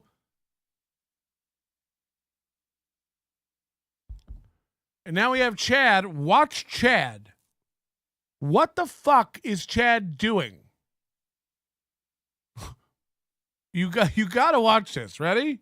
Expression. But White Darius looks funny. Not really. He's not even showcasing the picture. Is he trying to mimic Stein in the box above him? Pantomime, next level stuff. Oh wow. Oh my god. Okay, Jimmy, let's get to the show. Now, this is why you guys are here. I mean, it didn't go on long enough to be fun. Like what? It just looks like he's spazzing. In the same expression. But White Darius looks funny. Why does he lean over? So I guess that's the frame he's trying to match Alex Stein on top of him. But Alex Stein wasn't doing it long enough for it to be like a thing. Again, I think this is the same thing I talked about the other day when like idiots, when morons get into like broadcast studios. Or I talked about Kyle Legacy even coming into this studio. People get like, whoa, all the lights and cameras and screen. Whoa. And that's what Chad's doing. There's monitors that show him and Alex next to each other, so he can't. It's like Lex Las Vegas just constantly looking at the monitor. So Chad's like mesmerized that he's, whoa, if I do this, I look like him. Oh, that's cool on the screen. No, he doesn't have the brain cycles to stay present in a conversation and a bit. I mean, I can't wait for them to go into political stuff and hear Chad's deep, deep opinions. It's going to be real, real sharp. It's going to be real sharp. Dang Lizard, they said the caption contest got a lot of likes, so it was good. The reason I like NLO is because you would shit on these people like you probably will this. Look, it's just bad. It's just bad. Keep the photo up while you show the captions. You know? Not really. He's not even showcasing the picture. Oh my God. Okay, Jimmy, let's get to the show. Now, this is why you guys are here. Vote 1, 2, 3, or 4 in the chat. I really don't even care. Let's get to the show. All right. Who wins that caption contest? If we have to. If you win that caption contest, you're really a loser. It's like a reverse contest. Okay, Chad. Now, this is what everybody's worried. Chad's been a little... So why do they play that rat sound? What are we supposed to do with that? Worried. He thinks, oh, Primetime Alex Stein is going to troll you. I'm not going to troll you. We're friends, but I have one challenge. Have you heard of Klaus Schwab before? I have not, Alex. He's never heard of Klaus Schwab. Who's that? Does he work at Pinkberry or the Walmart Dale Mabry?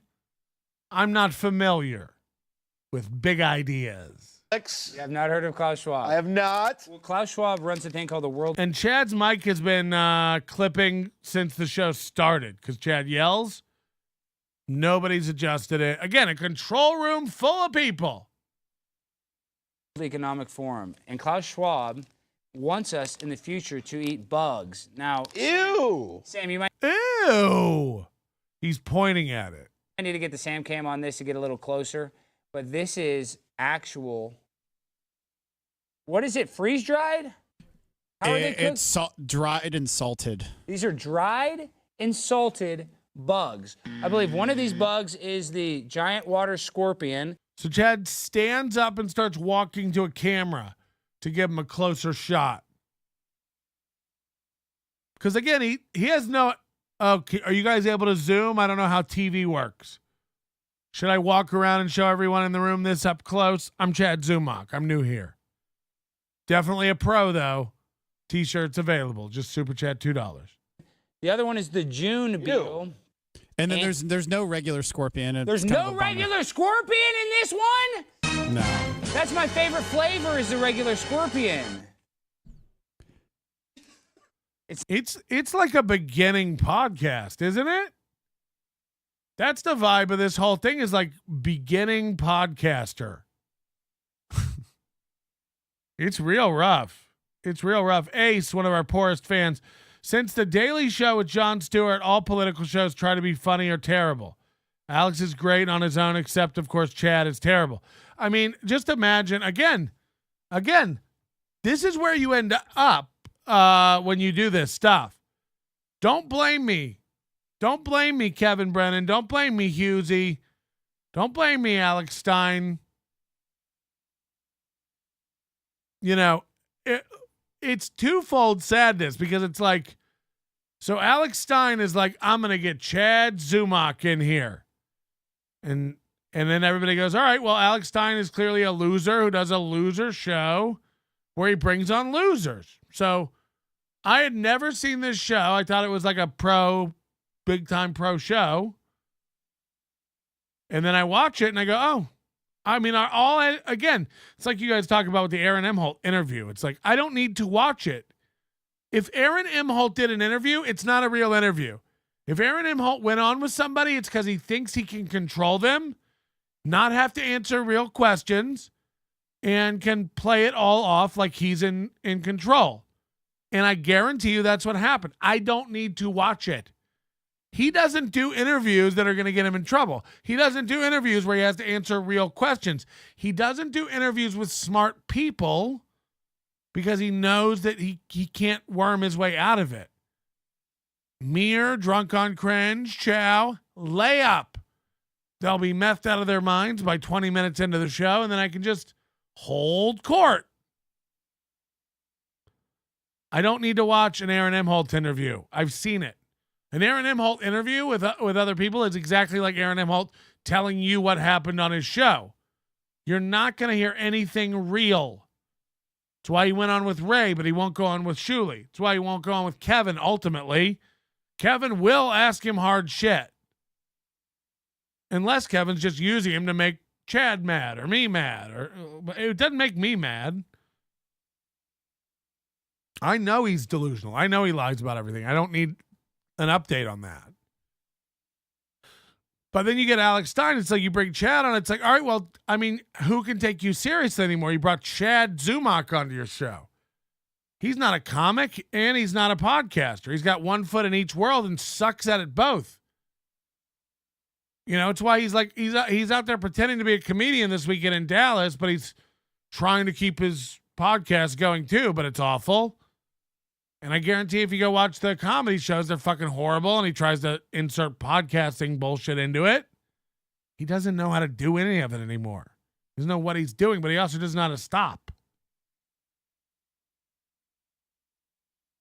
So it's just sad and pathetic to watch. It's just really, really, really sad.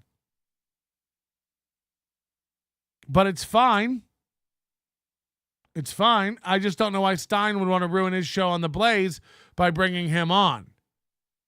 And all this stuff does muddy up your reputation. It's like you can have big people on, but if you have losers on, your big people will stop coming on. They will. They will. I mean, I've predicted all this stuff. Everybody calls me right because I'm always right. I'm always right. I said Drunk on Cringe ain't strike that channel. Don't be scared of Drunk on Cringe. It's fucking retarded. Drunk on Cringe can't do shit. Can't do shit. Can't even end his life right. Pretending to end your life? Gay. Just say I fucked up and I want to run away. I get that Blaze is trying to cater to a wider audience, but this is not working for them. By the way, may we cover the new Bauer stuff later? I've been a good girl, Captain Daddy, and I promise not to murder you in your sleep with a box cutter as soon as you fall asleep, Patrick. Drunk on Cringe told Ray he was going away from the Dabbleverse. He was stepping away from the Dabbleverse. It's exactly what I called. This fucking idiot miscalibrated so badly. He was a clipper who was lonely and wanted friends, so he stuck his neck out, and he sucked. And it's Kevin Brennan's fault, and it's all these other shows' fault for bringing him on. It's Ray DeVito's fault for bringing him on. It's Shuli for allowing him to have time on his network if that happened. I'm not sure. I think he went on BS show or something. Did he not? But he definitely went on MLC, and he definitely went on Ray's, and he definitely went on all the little low-tier shitcasts. And when you platform a guy, you make him a guy, and then he sucks. And, of course, everybody with talent and skill recognize that he sucks. But everybody who's a loser, who's just desperate to send anybody the link, Mir, Chow, Jake, Chad, Ray, losers. I'm sorry. In the podcasting world, if you'll send anyone a link, you're a loser. You are. That's not a show. And that's what Alex Stein has made himself, a guy who will send anyone the link by having this on and allowing this. You know, I didn't know what was going on over here, but now you see it. 200,000 subscribers, 4,000 views. You see what happens. They give him the reign to this production facility. How many staff people's time is being wasted by this utter garbage? This is retarded. Be one thing if it was your mom's house and they were doing this silly shit and getting hundreds of thousands of views. It isn't. This is dog shit. It's not wet. Bridget just said a funny line, and it's not wet. Bridget, when you say the funny lines, you're supposed to be on camera with a microphone on. Do you understand that?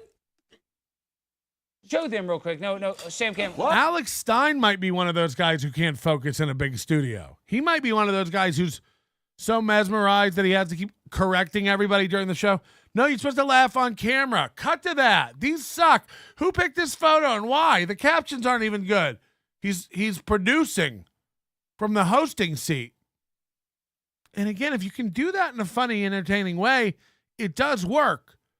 But he's not hosting effectively and he's not producing effectively. Now it just becomes, it's awkward chaos is what we're sitting in now. Oh, Sam Kim, show them. Bridget, do you not understand when...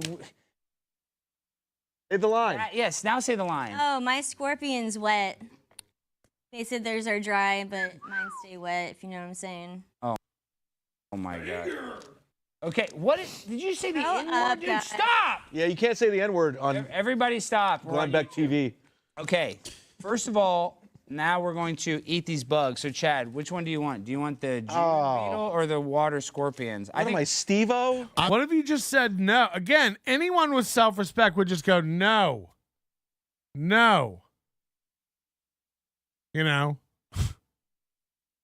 It doesn't make any sense. Pat's Paranoid Pixel is a new member and says, clever move with the white hat. You win this time. Oh, because I have a dead pixel, apparently. I'm doing this with you. Okay, come on, set. What's this, Fear Well, Factor? I'll just do it from right here. Are you Joe Rogan? So now Chad's put his hood up. So this is just, everyone's drunk. Yeah, we're Joe Rogan. This is how we're. Wait, we already have your beetle? No way. Look at this one. Should I eat the Big Daddy? Yeah, you got to eat the Big Daddy since you're our leader. Oh my God. This is so gross. Look, the head fell off. Okay, Chad, grab Look at Chad. a beetle. This is not the hotel I wanted. Yeah, I know. This is gross. Okay, so this is. We now pledge our allegiance to Klaus Schwab and the World Economic Forum. What are we doing? As a sign of submission, You need some beer to we are chase it. eating the bugs. Okay, can the camera see us? I want them to see Yes. us. These are actual freeze-dried bugs, folks. This is not a razzle-dazzle. This is a real bug. When Chad comes to Texas, he thinks, oh, am I going to get some Texas barbecue? No, you're going to get a giant water scorpion beetle. Dude, what the F, Alex? I know. Oh, my God, that stinks. Okay, No, on three. It smells like a bug. I know. Klaus Schwab, we honor your existence, and we pledge our entire future into your hands of greatness, and we will eat all of the bugs that you allow us to eat. What? Are they a sponsor? Kind of. in a Okay. way. Yeah, in a roundabout way, yes. This is the Klaus Schwab warehouse. Okay.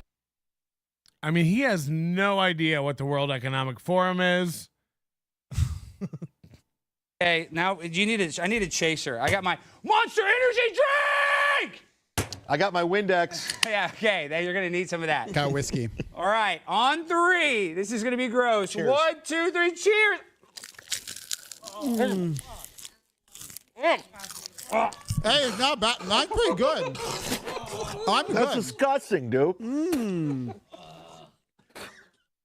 I like mine. Can I have another? Oh, Here, I'm gonna get another. Hold on. that was brutal. That's the grossest shit I've ever eaten in my life. That is the grossest. That's disgusting. Damn it.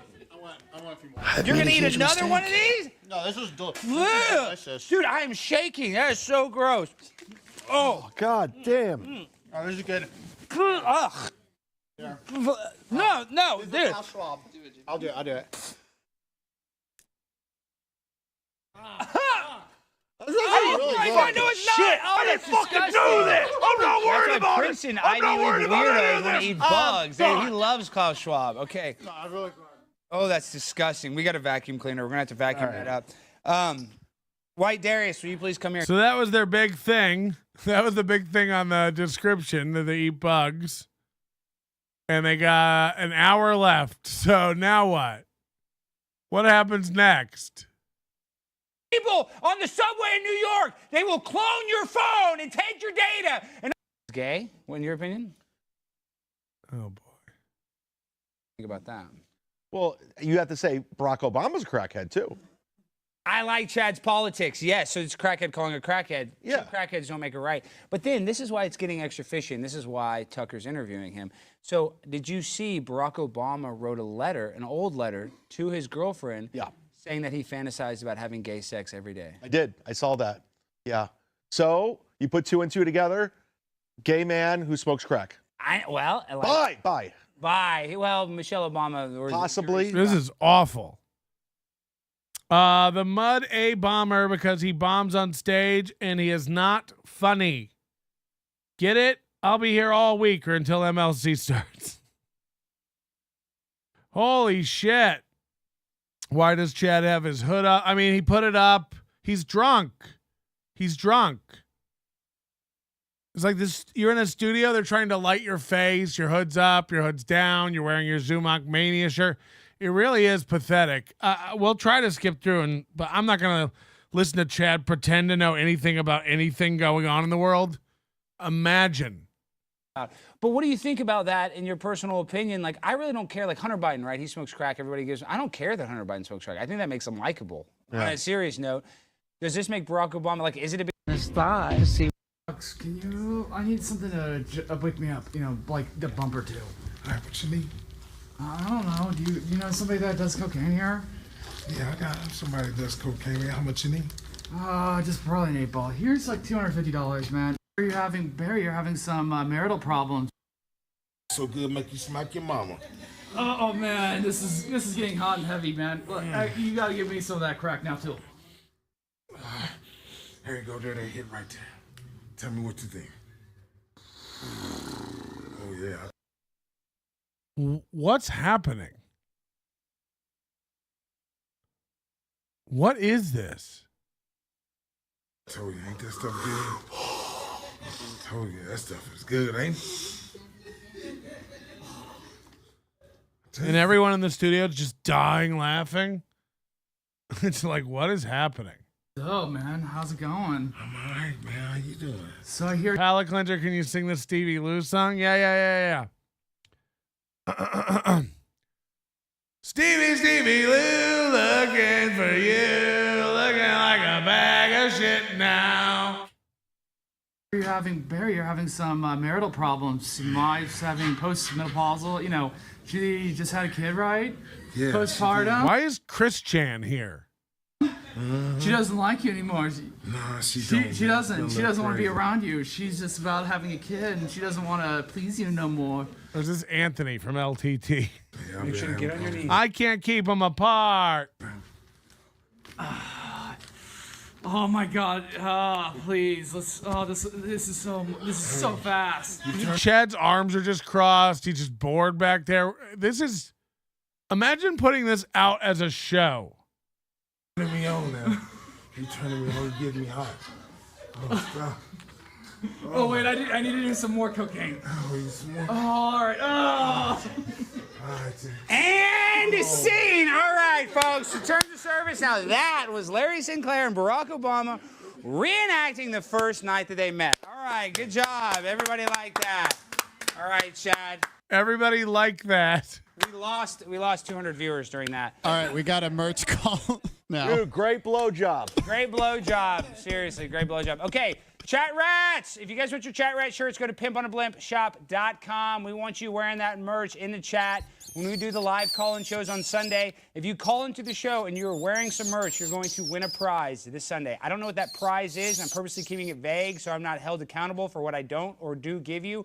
But this Sunday, if you're wearing any merch, but if you have a Chat Rat shirt, you get an extra special gift. So make sure to go to pimponablimpshop.com and pick up your Chat Rat t-shirt. Okay, now let's get to $20 super chat and $10 super chat. $20 from William Borgeson. What is the price of a shirtless Chad interview here? We made that clear. What that is was the $100. price? Well, Borgeson, he's a big super chatter. And then Big Daddy Dodo said, "Hello, Alex. Hello, Chad. I hope you guys are going to watch Replayables tomorrow night on the Shuli Network at 9 Eastern. Okay, It's going to be a great talk time. about this. No, it's just, Jimmy doesn't even know what the Shuli Network is. I don't know anything. Okay, so now, let's rightfully so, Kevin Brennan, who I love, who, even though you talk a lot of smack on Chad, let's be real, you like Kevin.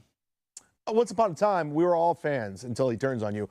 He's not turning on you because you're blowing up. But if you're on the way down, bye-bye, Alex Stein. Yeah, but, I mean, on a serious note, though, dude, this is why, and this is, like, not even trying But is Alex Stein blowing up, or is it all an illusion? You know, this Blades, from what I understand, will be out of business in a year.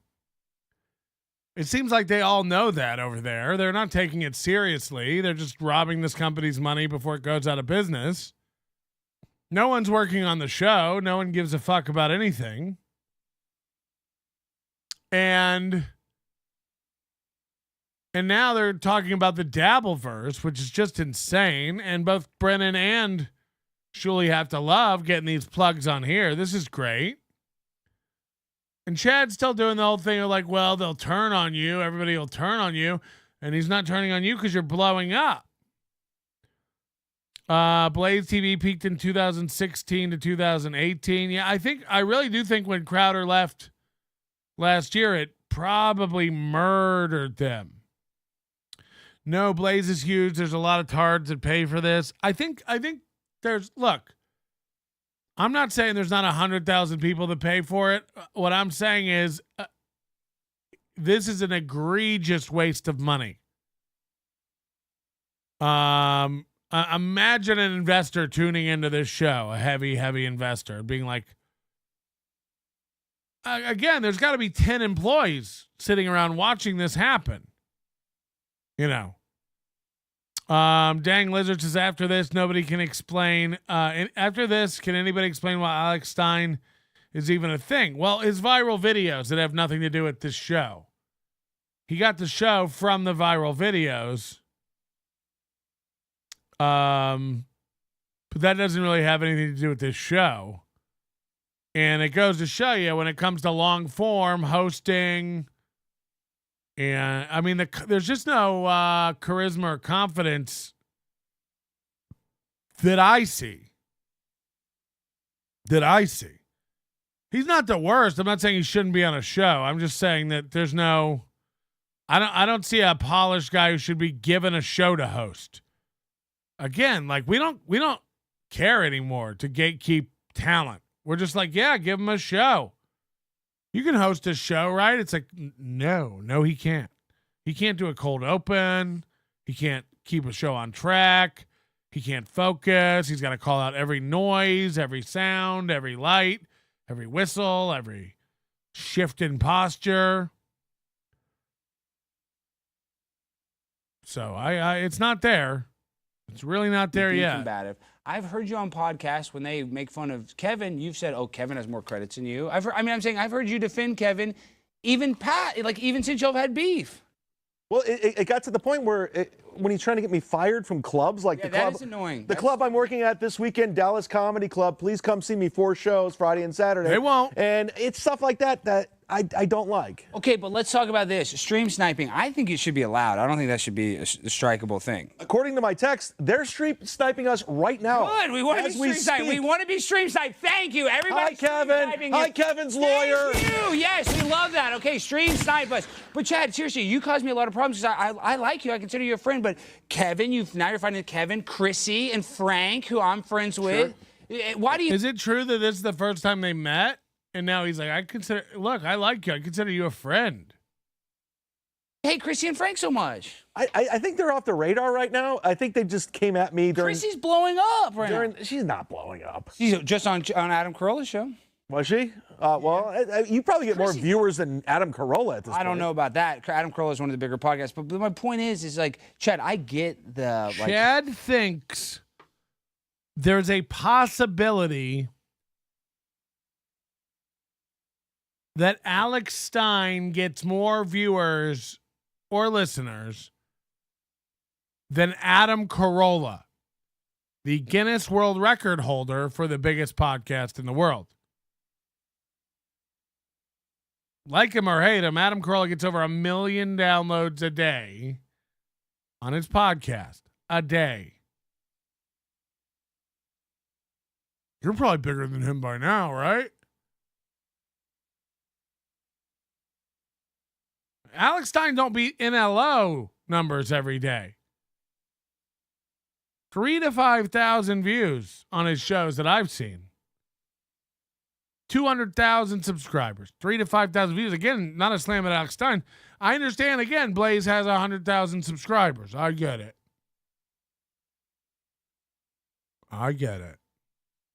You think they all watch Alex Stein every day? Right. Kind of fighter's mentality that you have. Like somebody punches you, you got to punch back. Yeah. And Alex knows it's nowhere even close. He can't say. I mean, I would. I'd be like, we're nowhere near Alex. We're nowhere near Adam Carolla. I mean, that's such an insane statement by Chad. It just shows he knows nothing. He knows nothing about what's going on. You got to be bigger than Carolla now, right? Okay. Chad drinks Guinness. He doesn't read it. Good point. Pat's Dad Pixel, is there a set super chat amount to be noticed by other viewers in the chat? I'm never included in crosstalk and it makes me feel like a real loser. I don't know. Can you guys see him too? I get that. I feel like the same way.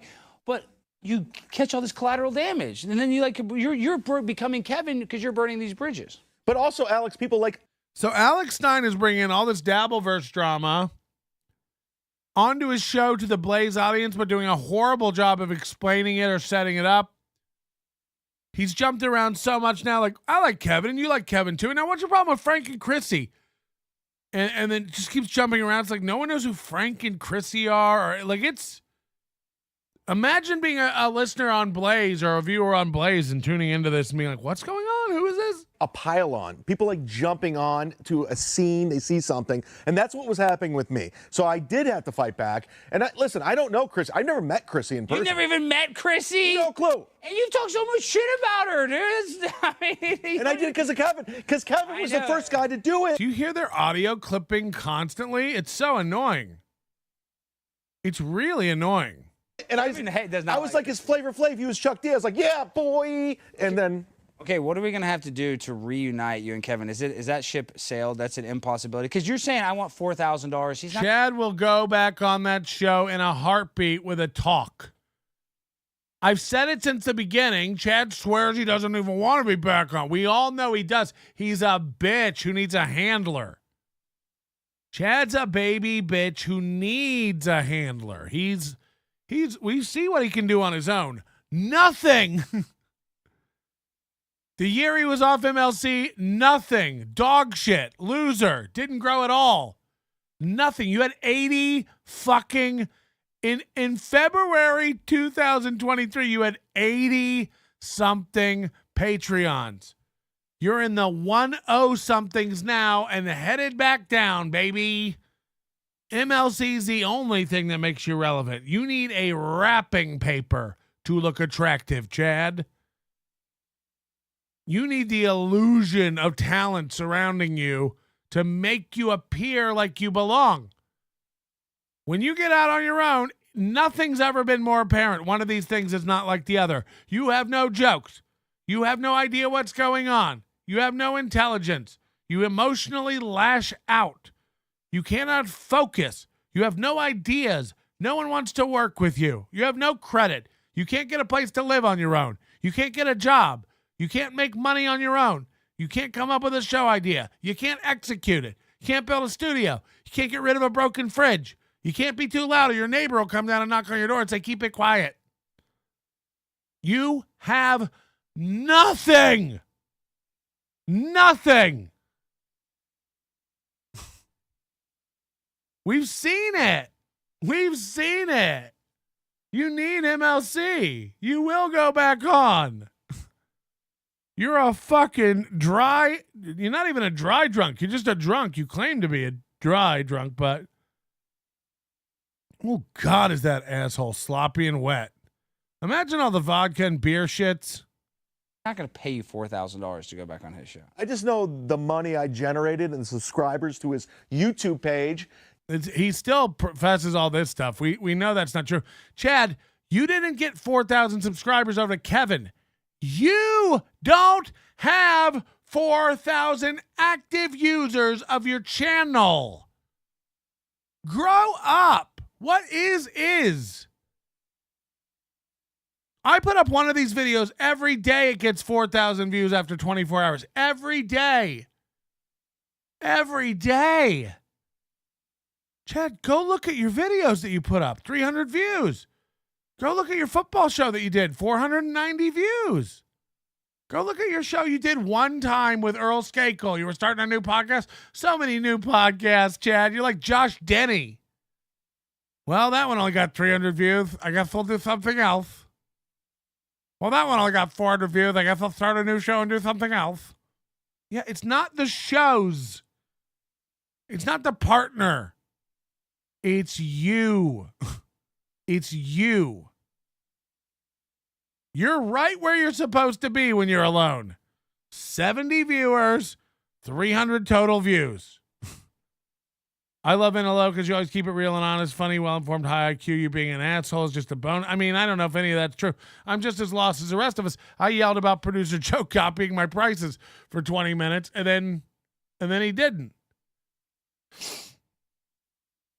The difference is I don't pretend to be something I'm not. I'm not out telling everybody I'm a killer stand-up. I'm not out telling everybody I'm the biggest show on the internet and Joe Rogan's talking about me. Chad believes all that. Chad believes all that. I'm the hottest thing on the internet right now. Every podcast is talking about me. Joe Rogan's watching this. He ain't. It's just delusional. A says, I also wish you disease, poverty, and Rick in your bed every night. P.S. The entire chat's savings accounts couldn't pay for 3 of my cars. Look, you say that, and you used to donate big, but now it's all $5, $10. It's a little baby bullshit, I guess you did do 100 last week to get on the wall. But other than that, it's like, what have you done for me lately? Back to the criminal Zumock. Oh, hold on, we just got a voice chat coming in. We all know you can get famous on the internet by yelling at famous people. Alex should strike some channels to get more engagement from these freedom of speech nutballs. I'm also saying things into a microphone. Yeah. That's Chad. It's there. The numbers are there. The numbers don't lie. So whatever happens. I don't know. I never thought I'd come back. Chad goes, I got Kevin 4,000 extra subscribers. The numbers are there. It's like, hold on, Chad. This year you went on this big rampage to get yourself 4,000 subscribers. Why didn't you just get the 4,000 people you brought over to MLC? And how come when you left MLC, those 4,000 people that you brought over didn't come support you? Oh, wait. Oh, bullshit. Right. You're a fucking loser. What a liar. I got him $4,000. The numbers don't lie. Yeah, they don't. 70 people watch you now. 130 people watch you now. You put up a video with a premiere, 4 people watch it, and then after a day, it has 370 views. It's over. You need to go back on MLC. You didn't help MLC. MLC helped you. The numbers don't lie, Chad. The numbers don't lie. I don't know what, again, you may be steel toe and looking at a different chart. But the numbers don't lie. Oh, look, Ace found his pocketbook. Rally pours. I have to buy baby formula from Europe. Somebody's doing swell. Second time, so you never know. That's what I'm saying. We need a third time, the trilogy, because really, dude, Chad. And by the way, somebody got Kevin Brennan 2,000 subscribers overnight. So do they really need Chad for that anymore?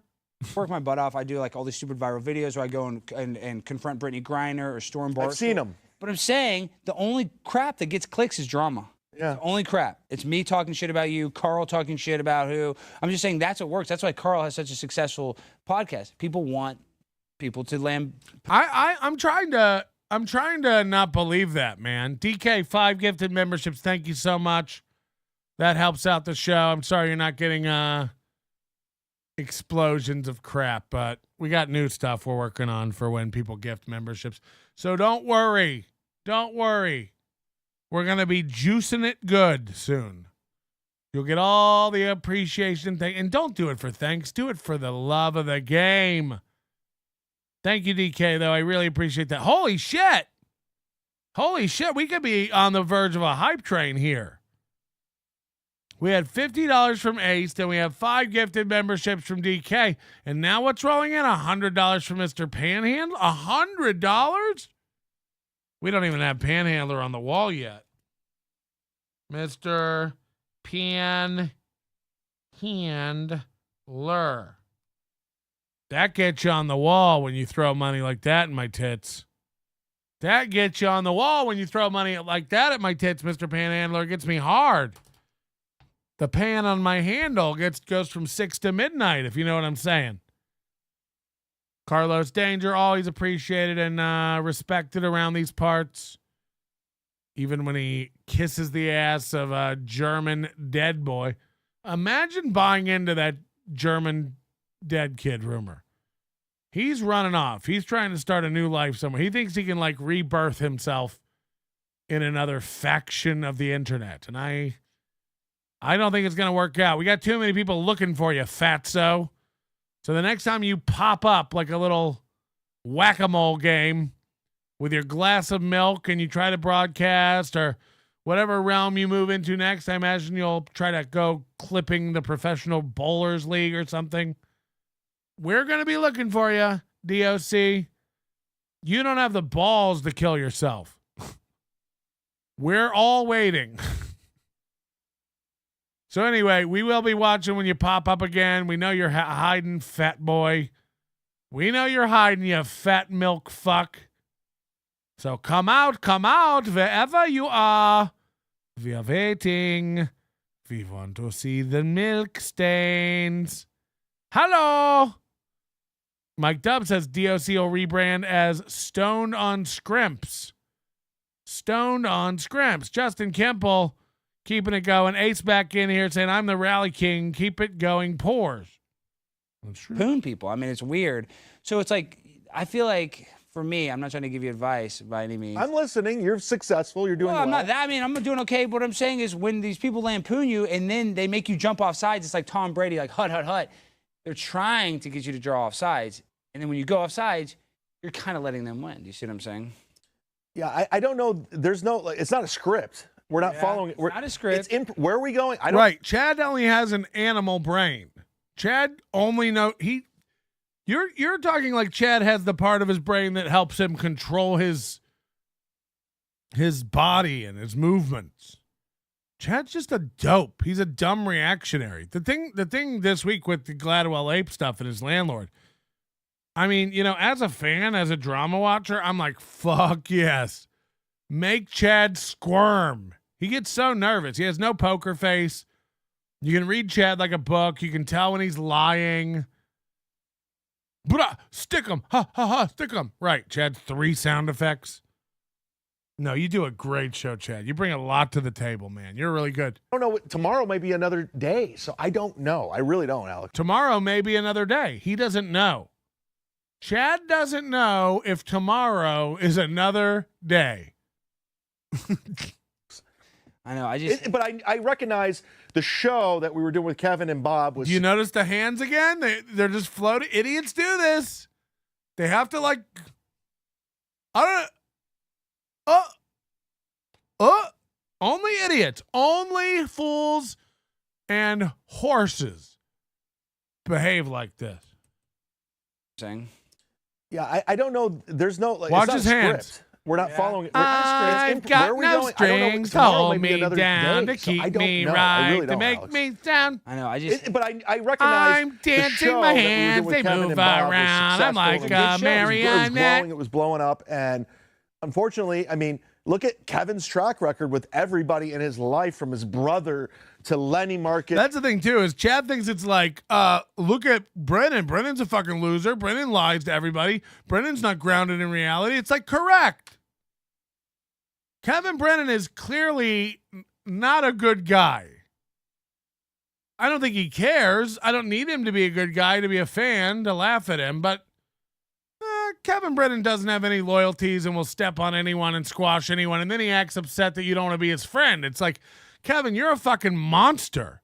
I mean, you're a little bit of a fucking like beast of a gross kind of guy. Say whatever you want. People aren't nervous about giving me their information when they order a shirt or something like that. By the way, nobodylikesonions.com/store. 1 week left.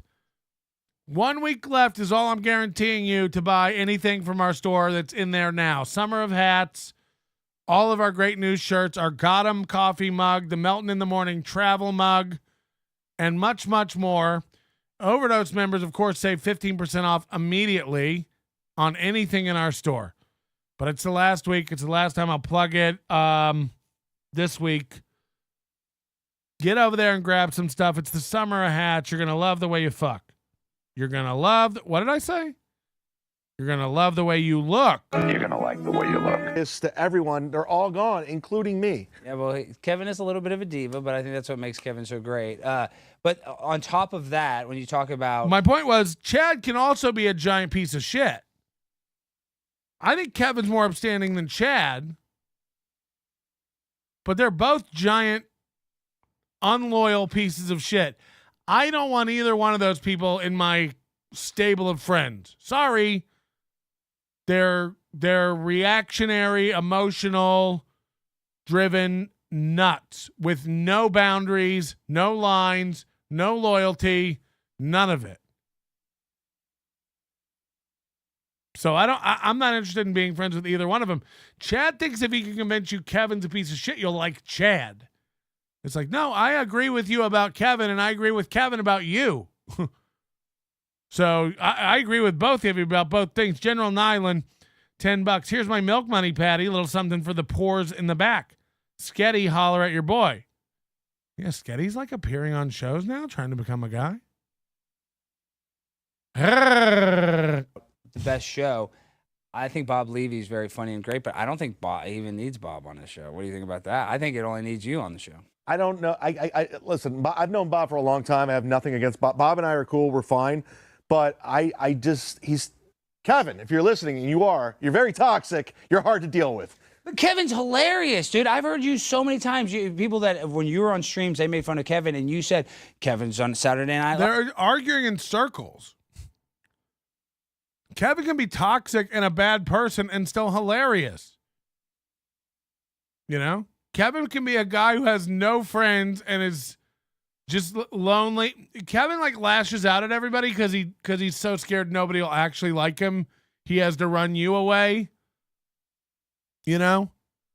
I don't have any friends because I don't want any friends. It's like when a fat girl tats and pierces herself up so much she looks disgusting, even more so. No, I chose to be disgusting. It's like, yeah, I mean, after all the gross skin folds. Yeah, you painted yourself and studded it all up. But let's not pretend like it didn't take the Denver Mint to cover you in metal. So I don't need my people that I think are funny to be upstanding citizens. And it's a good thing because Chad isn't. You know, it's a good thing because Kevin isn't. DK, Chunk Boy Chud has a greasy sheen on his face that rivals the other wet brain, Dabbling John. Yeah, I mean, they're both drunks. They're both alcoholic, insane drunks who cannot stop. They can't stop and they're in their own way. It's like, I never have to worry about Chad. You know, people, what if Chad don't worry about it. Don't worry. It's literally like Aaron Imholt. Watch it crash and burn. We've already implanted the virus. These are guys who, once you get in their head and make them start doubting themselves, it's over. They start getting paranoid and lashing out, and they don't know who to trust, and then they bring themselves down because their show just becomes about everyone after them. It's like some people are after you, some people aren't, and there's nothing you can do about it. There's nothing you can do, so why even, you know? You can't do anything about it. Melton calling people fat. I mean, again, why can't I? If it's a fat person. Oh, Melton's calling people fat now? Yeah. Or skinny or whatever they are. What is. But Melton, you're fat. Yeah. Also, yes. So how can you say other people are fat? Because they are? Are you okay? Are you okay? Hold on, Chad's a piece of shit, but Kevin's a piece of shit.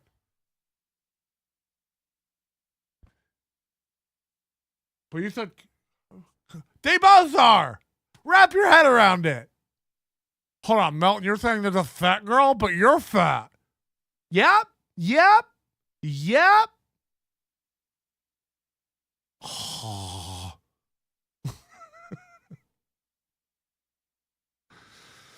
Holy shit. Imagine living your life like that. Hold on. You bought a George Foreman grill? I bought a George Foreman grill. You didn't buy one. I have one. Hold on. You have a PlayStation 4? I have a PlayStation 4. Liar.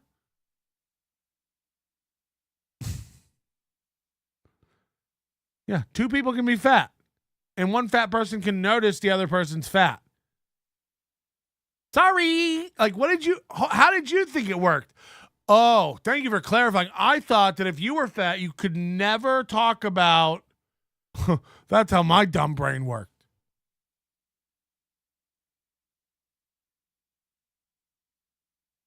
I'd love to be as stupid as some of you. I don't even know who said that, but like, again, people love having alternative conversations just to make themselves right. Just to make themselves right, they'll add on a different argument that they're correct about. You akin to this, something like this. You'll be outside and you'll be like, "Oh, I should have brought my sunglasses. It's so bright." And they'll go, "You won't need them later when the sun goes down." Just to in their head go like, I was right about something. I have to contradict you and be right, but also not really comment or negate anything you were saying, but I have to like one up you almost. Yeah, I didn't say I'm going to need them later when it gets. I didn't raise my hand and go, I'm going to need my sunglasses later when it gets dark. But that's the argument you just had in your head. And you walk away thinking, he doesn't need his sunglasses later when it's dark. Yeah, no one thought that. That's the world I live in. Those are the conversations I have around my life all the time. All the time. I'm yelling at a landscaper about something, and they come up to me and they're like, "Well, the guy we did last week liked it like this." Yeah, I'm not friends with that guy. Have I ever gone through him to tell you what to do? Right. Then just do it like I asked on this job, I guess. But thanks for bringing all that up. I did want to talk about something that didn't matter. That's what I get most annoyed by, people dragging me into a conversation I have no business in, nor do I want to be in. We have to go talk now about another guy's lawn you do? Right.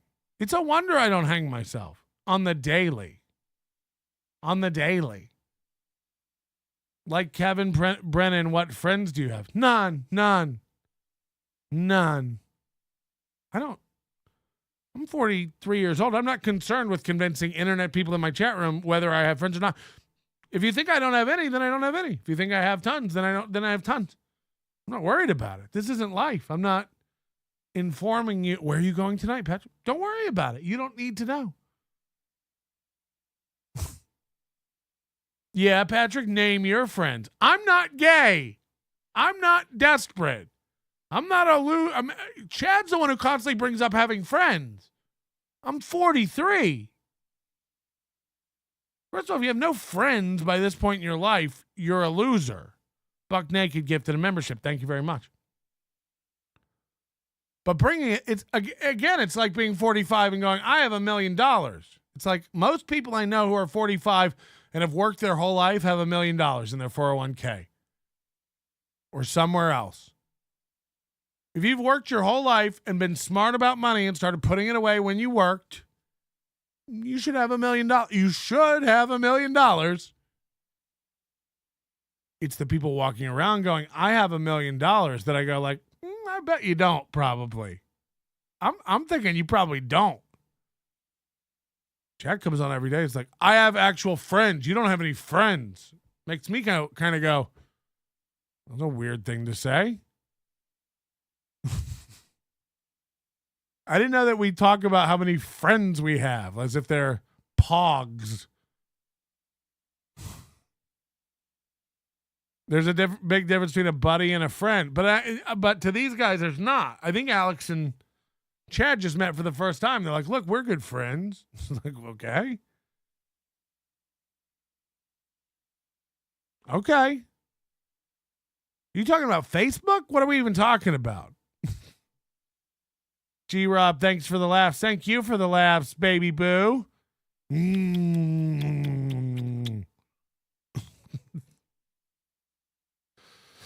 Oh, my God. We're doing it. We're having fun. Cardiff's kid says, I have 20 friends and 13 super slammers. Oh, my God. I almost made a slammer reference. And I thought that'd be inappropriate because it'd be about ladies. My dad said you only have 2 friends when you grow up, and he was correct. Yeah, it's not like school where you like sit at a lunch table with people every day and those are your friends. Get a dog. $100 a week and you'll have $1 million by age 45. Yeah, I'm just saying, look, I'm not trying to make you feel like shit if you don't have $1 million or do have $1 million. I mean, whatever. Everybody run your own race. Are you happy? I know people who own nothing and are poor and happy. And I know people who have everything in the world. It's like, Chow, if we're to believe him, Mega G, watches at the kazoo, cars, family, houses, pools, private jets, off to Paris. Yeah. That's why you're always in a chat room for podcasts with less than 400 fans. Right. I know I suck on my own, but you do have to admit I made a great punching bag on MLC. Me and not quite there, Bob, made the show a lot of fans. Oh, hey there, matey. It was my pool that made MLC. Shut up, you guys. It's my insanity that runs MLC. Yeah, I'm not worried about MLC. I think it'll be fine. I'm having a really easy time turning it off lately. I watched an hour yesterday and turned it off. And I find myself doing that a lot. And I used to go back later on the Patreon and watch it back at twice speed. But then I just is it Ray again? Let me guess. It's, for all the making fun of clip shows and stuff, it's at least like we put up different clips and they may even be similar, but we're going over it. We go on tangents. Tonight, this isn't even in the thumbnail, Alex Stein. We're just going off on this.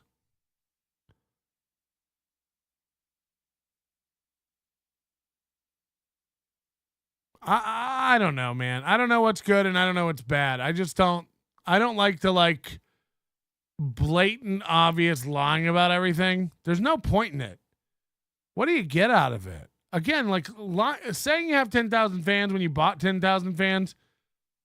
You hear me, Joey C? Everyone, Joey C's channel shot up 5,000 subscribers in a month.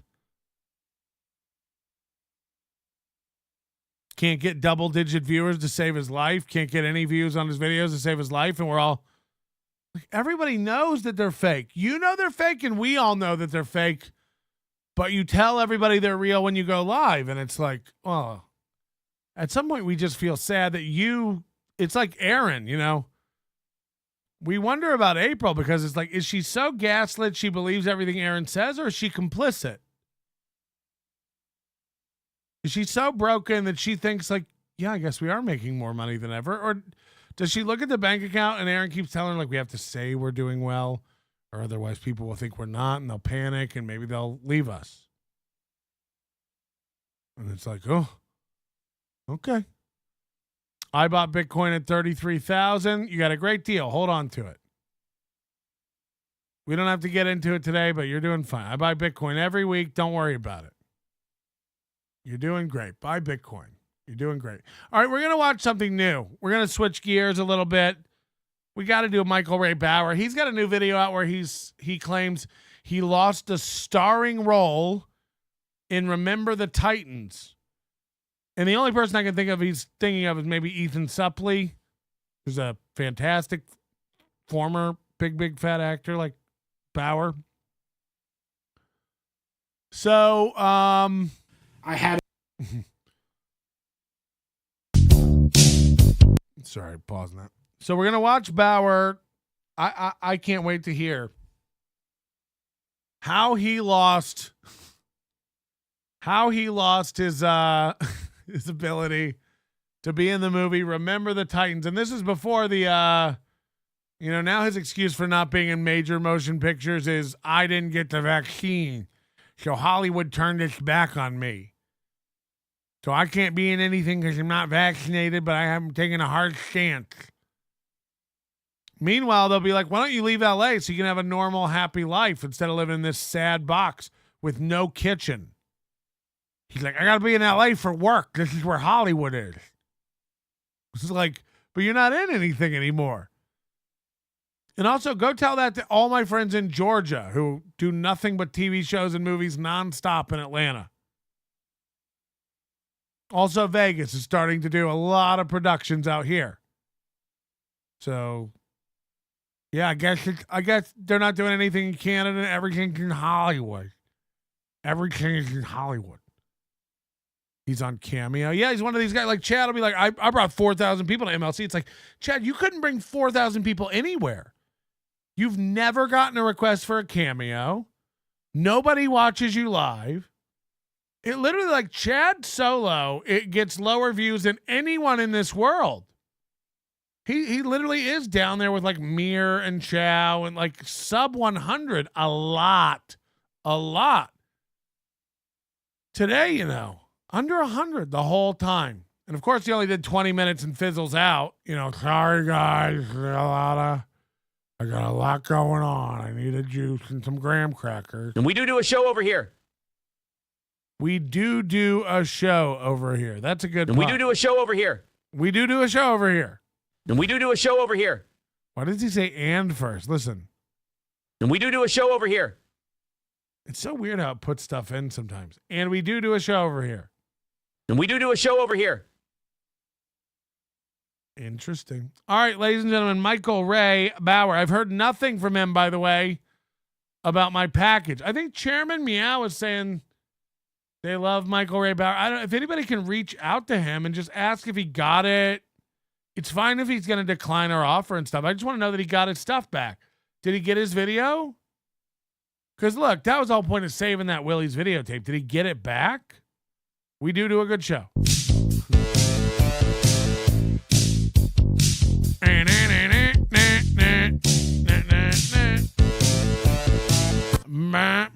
What's up, everybody? It's your boy, Michael Ray. Hey, Bauer, in my Raider gear, wearing my LA Raider hat. Wanted to give you guys an update. I've been MIA, but that's okay. Got a lot going in my life besides my emotions. Never talks about it. I got a lot going on. It's never work. It's never a project. I can't do videos. I've been depressed. I've been laying down. It's always every time every 3 weeks he comes back. Sorry, I've been so busy. And then in a minute he'll go, but I got lots of stuff coming. He's basically Chad. I'm building a studio. Me and Opie are doing something. Maybe me and John. Right. Me and Earl are starting a new. Yep. One episode. One and done. The old Zumock Zilch. The Z-Man. Emotional ups and downs in my life journeys and my non-adventure. My life journeys. Get a fucking diary about it. And my adventures. But it's football season. I'm getting excited. I just had my fantasy football draft weekend. You guys might have saw a video or two that I posted maybe a week or so ago on this channel, trying to get excited, having fun, because I love football. I've always wanted to be a football player. I played in high school. Lay down. You could be the field. Good, but I did have a couple of moments. And I played in a playoff game. And I literally got in the game at the linebacker position, at the will linebacker position, and I actually played against Jamal Anderson. That's right, Atlanta Falcons running back from many years ago. He played for, I believe it was Bell High School, or it might have been Mater Dei. But we played them in the playoffs at North Hollywood High, and I got in the game due to injuries because that week I practiced at linebacker, even though I was a right guard, right tackle most of the season. They had injuries, and then the coach put me in at the linebacker position. And then I don't know what happened, but I created a fumble at practice for the Raiders. For our Huskies, North Hollywood High. At practice? This isn't adding up. Our running back came down the field, and I knew where he was going. And I went and I closed my eyes to tackle him. Went like this. This is my first time at the linebacker position, and I hit him. and the ball came out, and we recovered. And then there was another play later in the practice where they threw the ball to the tight end, and I pass blocked it because I was in the right area at the right time. So my coach thought, hey, maybe he's the greatest will linebacker ever. He's better than right tackle or right guard. Backup, of course. I was third string. So after the injuries in the playoff game, And this is what led me to be in Remember the Titans. that we somehow made the playoffs too. Again, I believe it was Bell High School. It might have been mine. I bet if you go back on this timeline and stuff, this is all bullshit. I bet he never played with this guy. He was watching TV and he heard this guy went to that high school and he's like, I think we played them. Yeah, I played with this guy. But thanks for joining up, that was Tampa many Tim. years ago. Terry. Long story short, I got in the game at the final minutes. We were down by like 25. Bolea. With like 3-4 minutes left. Whatever the game was. And they put Whatever. me at linebacker. Whatever. And then all of a sudden, we're like at I think it was the 7-yard line in the end zone. All of a sudden, we're at the 7-yard line. It just snuck up on us. And then Jamal Anderson got the ball. Trucked me. I hit him at the 3-yard line. He dragged Do you me. guys remember the names of players? Look, as someone who played very little football, but still played. When you went and played somebody, you know, even if you had game film on them or something and studied before, we would never learn names of players. You would learn their number. And then, remembering back, you could remember the full name of a player from one game that you played in. And this doesn't sound real. 4 yards into the end zone for a touchdown. Bonin the Carbarian, 5 gifted memberships. Thank you so much, Bonin. You're really helping out our bottom line over here for the goal. Literally, I fell on my butt. Greatest football moment. You fell on your bubble gut. Moment of my life. That being said, I've always wanted to be in a football movie, and that's what this video is kind of about. Give you a little football acting story, if you guys will. I went very, very far for a movie called Remember the Titans, but there was also a movie that I had a decent auditions for, 3 of them, and almost got a role. Was in a movie called Friday Night Lights, the movie that spawned the TV series a little bit later. But I wanted to Remember the Titans. Things change, Marks. Even though I wanted Friday Night Lights, that was like a no-name. That's Varsity Blues. Cast, per se. And I knew Denzel Washington was going to be in Remember the Titans. And just real quick, somebody goes, this guy, you don't know Jamal Anderson? No. I don't keep track of men's names who run.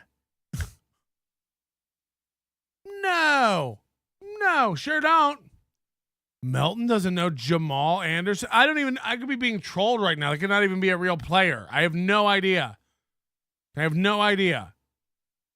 So no. Does he play with Klaus Schwab? Are they on the same team? Not a sports guy. Hate to break it to you. Not into tracking who's doing good this season. He's got 7 touchdowns. He's got 4. How many running yards? I think they have a chance this year. I don't know. They're running good. I don't know. They're passing really well. I don't know. Their defense is not good. I don't know. They run good. I think he's out with an injury. I didn't hear that. Where did you see that? Link me to ESPN. Ooh.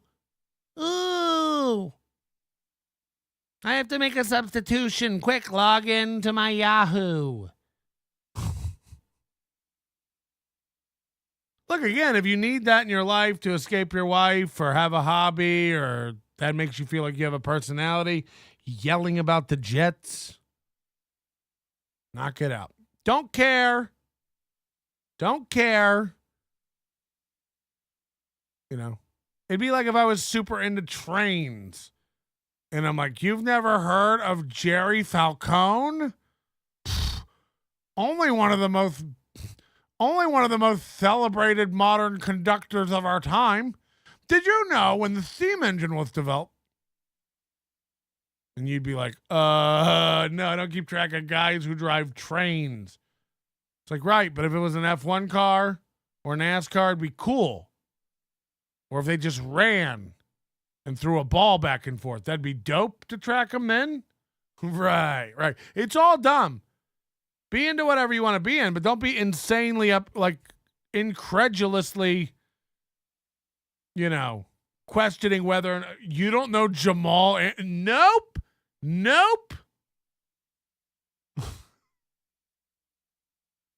What musicals were you in after you quit football, Melton? Several. It was more my speed. And if you don't believe me, go watch the Spa Show where I sing and sing and sing. Available now on Overdose Lite and available this weekend over at the Overdose. Sign up, support the show. I don't want to see your children grow. When I got the script, it was like one of the best scripts I've ever read. So I always wanted that part. So Remember the Titans was the audition for me. And I took it seriously. I went all out. And I had like 2 or 3 auditions. Then I got a big audition to meet with the director. And I was late. Got in my car. I hit traffic. And I was on a prepaid phone back then. What? Because these are the early days of like cell phones and stuff. I was like on a prepaid phone, and I had no minutes, and I couldn't call them and tell them I was running like 20 minutes late because they need a heads up.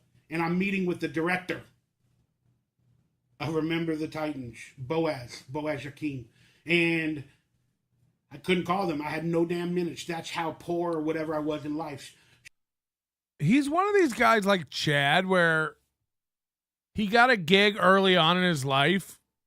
Salute Your Shorts, DonkeyLips, radio job, lucked into it, fell ass backwards into it, didn't have the talent, didn't deserve it, doesn't have the work ethic or the talent, frankly. Well, a lot of guys without the talent in comedy, but they have the work ethic and the hustle. Mark Saratella. And they do all right. And they end up, semi-successful because they just never stop grinding. DonkeyLips doesn't have either. Chad Zumock doesn't have either. But they're constantly telling you about it. And it's like, you're not an actor. You don't have what it takes to be an actor, Michael Ray Bauer. But like, no one will tell him that. Everyone just keeps going like, keep it up, keep doing auditions. Maybe you'll make you were never a thing. This isn't working. Like, get a job at Baja Fresh. I mean, it's nuts. It really is crazy. Pat was a choir boy. All the other girls felt safe around. Probably. Yeah. Now they don't. Now they know I'll sing my way into their hearts.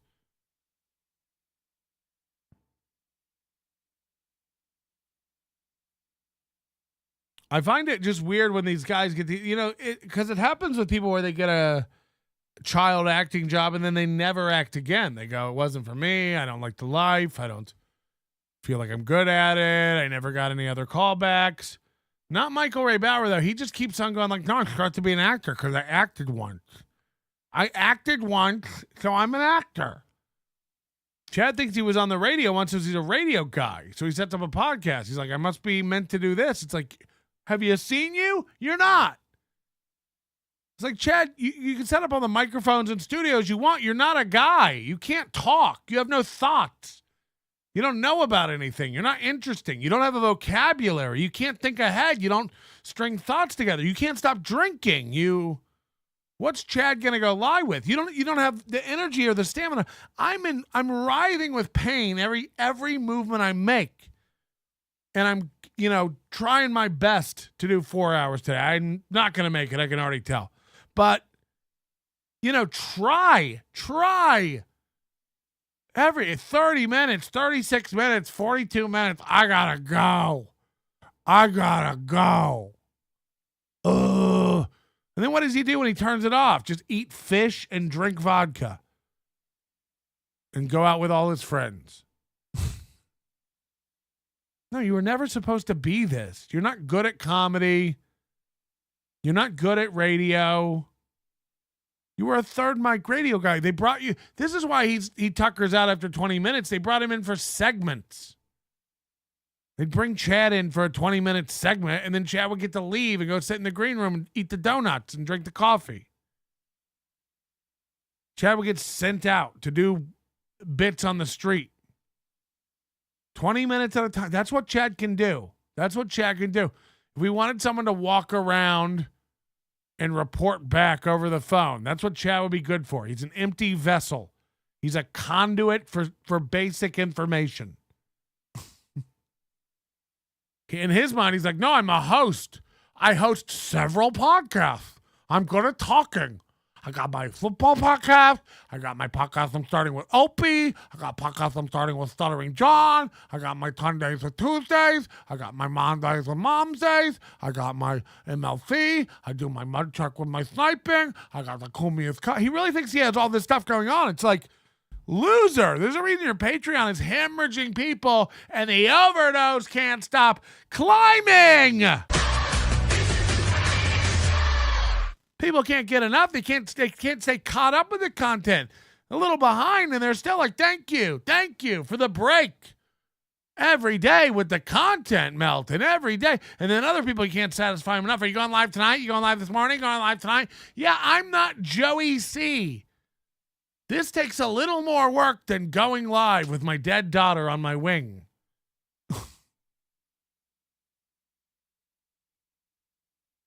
Yeah, I put a little bit into it, so it's not as simple as flipping a switch and going live.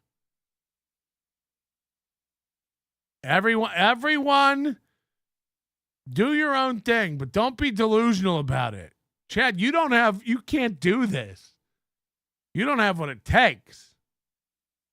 So no, and this is like, again, no one needs to do anything to him. Just watch him get in his own way and ruin it. That's what it's going to take for Chad. That's what it's going to take for Chad. You tell me. So I'm on the freeway, man, bumper to bumper on the 405 going to Westwood area. And I know I'm going to be like 20, 30 minutes late, man. Like no matter what, I got off the streets. I took Sepulveda, people that know LA. That was like bumper to bumper. There was like traffic or something else as well, like a collision or an accident. Coming bumper to bumper there. And I'm like, do I get back on the freeway? Do I stay here? I didn't know what to do. But long story short, I got to the audition. This is the meanest thing anybody's ever said to me, Panhandler. I tried to annoy it, but I can't. Pat's Paranoid Pixel, do you prefer tankers or boxcars on your train? I like both. Nope, you're no Joey C. Joey has talent. Love that show. Well, I'm not allowed to talk about him anymore. Sorry. About 28 minutes late. Because of legal reasons. And the casting director, it was Marjorie. He stopped for a Baconator. I just know it. How are you 20 minutes, 20 minutes late? You're not leaving for an audition 30 minutes early? Come on. Marjorie Shimkin. She's like, Mike, you're late. I'm like, I know. She's like, why didn't you call? Or at least tell your agent to call us or something like that. And I just told him, I said, I had no money. I had nothing. I had a cell phone. No way you could have pulled over to a payphone. I mean, that was on, yeah. But I didn't, I don't think. Yeah. He's going to go, I didn't have any quarters, so. I think I had any quarters. Payphones were available back then. But she was upset. And then I'm like, she's like, well, the director had to leave. Like, or he had another meeting. And the director's going to sit there for 30 minutes waiting on you? He had to leave. And she goes, okay, we'll set it up for another day and time. And I go, and I started basically like crying. I'm like, please, no. I know what this means. You guys are. Isn't it common knowledge amongst the fats that the upward camera angle is a no-go? Wow. You trying to say it's not flattering on him? You're going to let me go or whatever. She goes, no, Michael, I promise. We're going to set it up for another date and time. I go, is he coming back here today? Will he be available? I'll stay here all day. And she's like, I think he is. I don't know. Let me know. And then You can tell when someone's making up a conversation. I mean, this is all made up.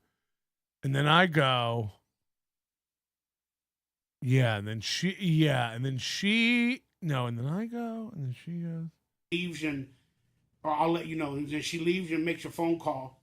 Then she comes back and she goes, yeah, he is coming back, but he's not coming back till like 4 or 5 o'clock today.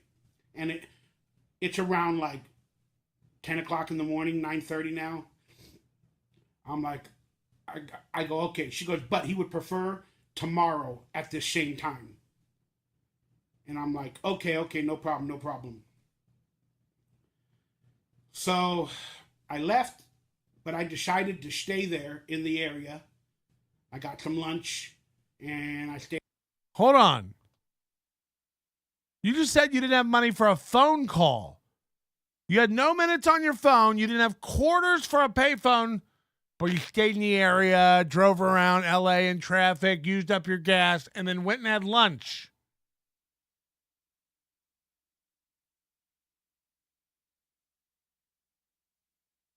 You just said you didn't have any money. But you're having lunch in Westwood in LA, which is super cheap. Stayed around my car. Then around 2 o'clock, I figured stand in front of the building. Just sit there. Just block all the sun.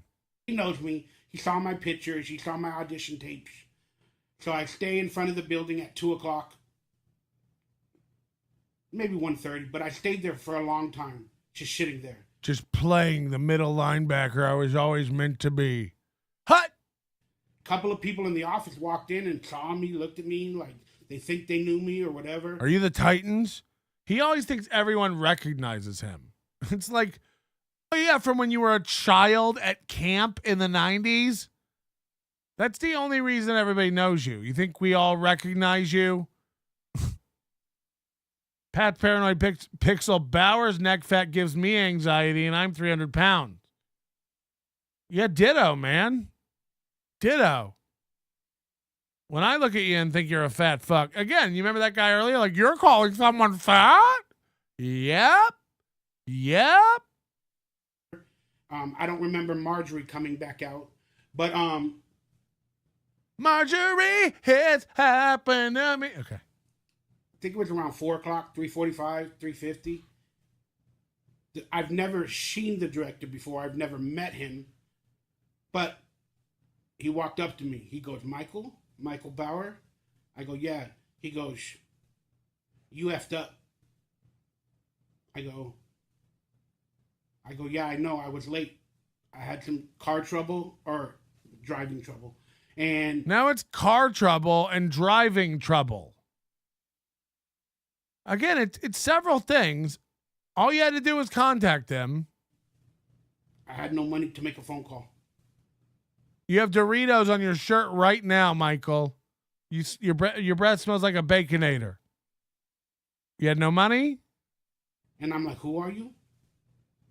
And he goes, you'll find out tomorrow. He goes, you better be here 30 minutes early. Then I go, who are you? And he goes, you'll find out tomorrow. I knew it was the director. And then I said, I'm here now. Can we do it now? He said, no, I'm going to teach you a lesson. I need you to come tomorrow 30. I mean, do you think this happened? 30 minutes early. And then he said, bring me donuts. I did. So I got on the freeway at 5:30 a.m. the next day. I got there at least by 6:30. And I walked to one of the locations in the Westwood, like / Santa Monica area, and I got him. Anyone who lives in LA, in the Westwood, Santa Monica area?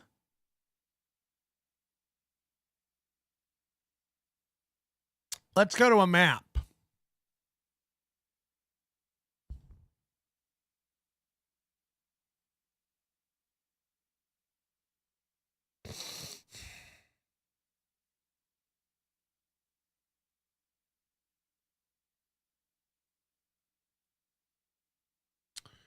In the LA area.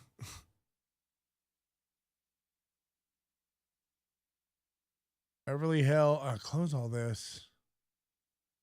Okay.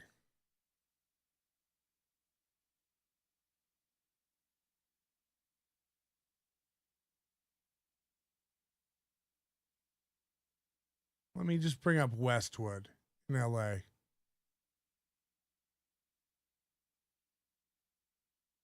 Oh, fuck.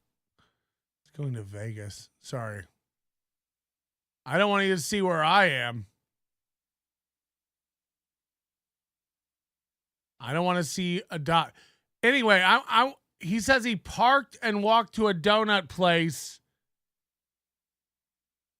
in the Westwood, Santa Monica area. I just want you to see how far these places are.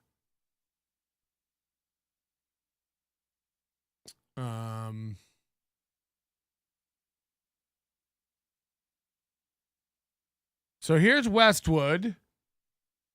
Oh, no. Let's do that. Can we zoom? Can I put myself on it? All right. All right. Here's Westwood. Okay. You're coming over the hills on the 405. Bauer lives up in the valley, Calabasas or Woodland Hills, somewhere up in here. Okay. So he's got to go all the way down the 101 to the 405. He's got to go all this way east to the 405, over all the Hollywood Hills, coming down past the Getty to Westwood. Lots of auditions were here in Westwood. Lots of casting directors and agents and buildings to do with the business here. He says he parked and then went to a donut shop in the Westwood, Santa Monica area. Now, Brent, well, you go down here to the 10, and this is what you would take. I guess you could take that too, but you would take the 10 all the way to the shore, to Santa Monica, to the pier, stuff like that here. And this is, 15 minutes on a highway from the 405 before you get to the water. But don't forget, he's over here in Westwood. And he's confusing these places like, somewhere in here getting a donut, somewhere within these 300 blocks. It's just a massive swath of an area. So to be like, I was in the Westwood, Santa Monica area. It's like, that's not a real dialed in location of LA. Turn on satellite. I'd rather not. A dozen donuts. And the day before he didn't have a quarter. Today he has a dozen donut money. I sat there and waited right in the front of the office, starting at like 7:15. You go Westwood borders Santa Monica. I mean, it doesn't. There's a million other little fucking named cities. We just showed it. Now, look, you could say Brentwood's part of Westwood. Okay. Sure. It's not. I mean, come on. Oh, so he got donuts right on the border? Or got it. 7:30. I was sitting there with the donuts, and it had a note that said, "Forgive me forever." Yeah, it's desperate. First of all, I don't even believe any of this, but if he did all this, it's very desperate. Sat there. Then they started to come into the office, this and that. Marjorie Shimkin came in. Boaz walked in. He got there at like 9:15, 9 o'clock. I guess he was going to start his meetings. And then he said, "All right, I'll be right out." And then they put me in the lobby. Then I sat there with the donuts. Then I sat there. It's 9:30 came, my appointment time. Nobody came out. I stayed there till 10. Nobody came out. Then I started asking somebody a question. I go, hey, I have a meeting. Is Marjorie or anybody going to come out? They're like, who are, what's your name? This and that. We'll go give a message. Then they came back. And then they said, the audition's actually at 3 o'clock. And we're doing a mix and match with other actors. And I'm like, okay. And then they took the donuts. It's like now 9:30 or 10 o'clock, basically. This all sounds like he's making it up as he goes along. Right? Like, none of this sounds... I don't know if any of this happened. They took the donuts, and Marjorie said, thank you, and the audition's at 3 o'clock. Come back. And I said, I'll wait here.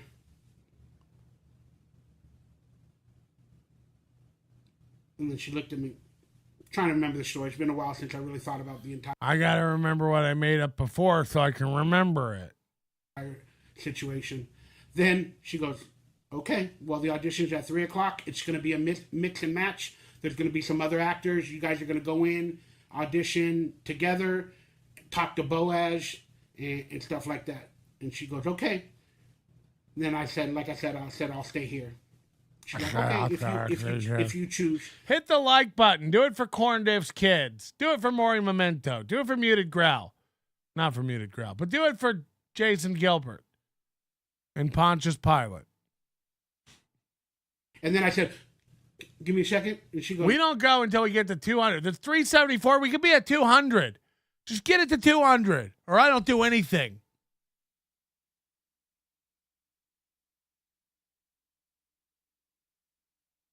I've locked my eyes. I'm afraid to look.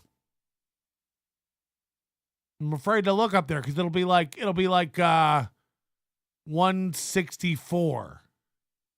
I'm afraid it'll be 164 if I look. And that's nowhere near 200. 146. I was completely off, and it's worse. It's way worse. We don't play it again. We don't play it again until you hit the thumbs up or the thumbs down. One or the other, I don't care. Little secret, doesn't matter. 25 more. Oh, wait, 161. 163. We're doing it. Cardiff's kids would have had 500 likes by now. Yeah, everybody sucks, huh? Get Cardiff's kids.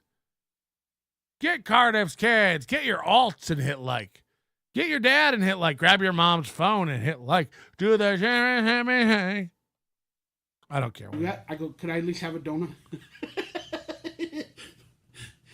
Could I have a donut? Because I'm going to be here. You said, can I at least have a donut? None of this happened. None of this occurred. 3 o'clock. Could I have a donut? She laughed her butt off. Nope. All right. So then the audition started.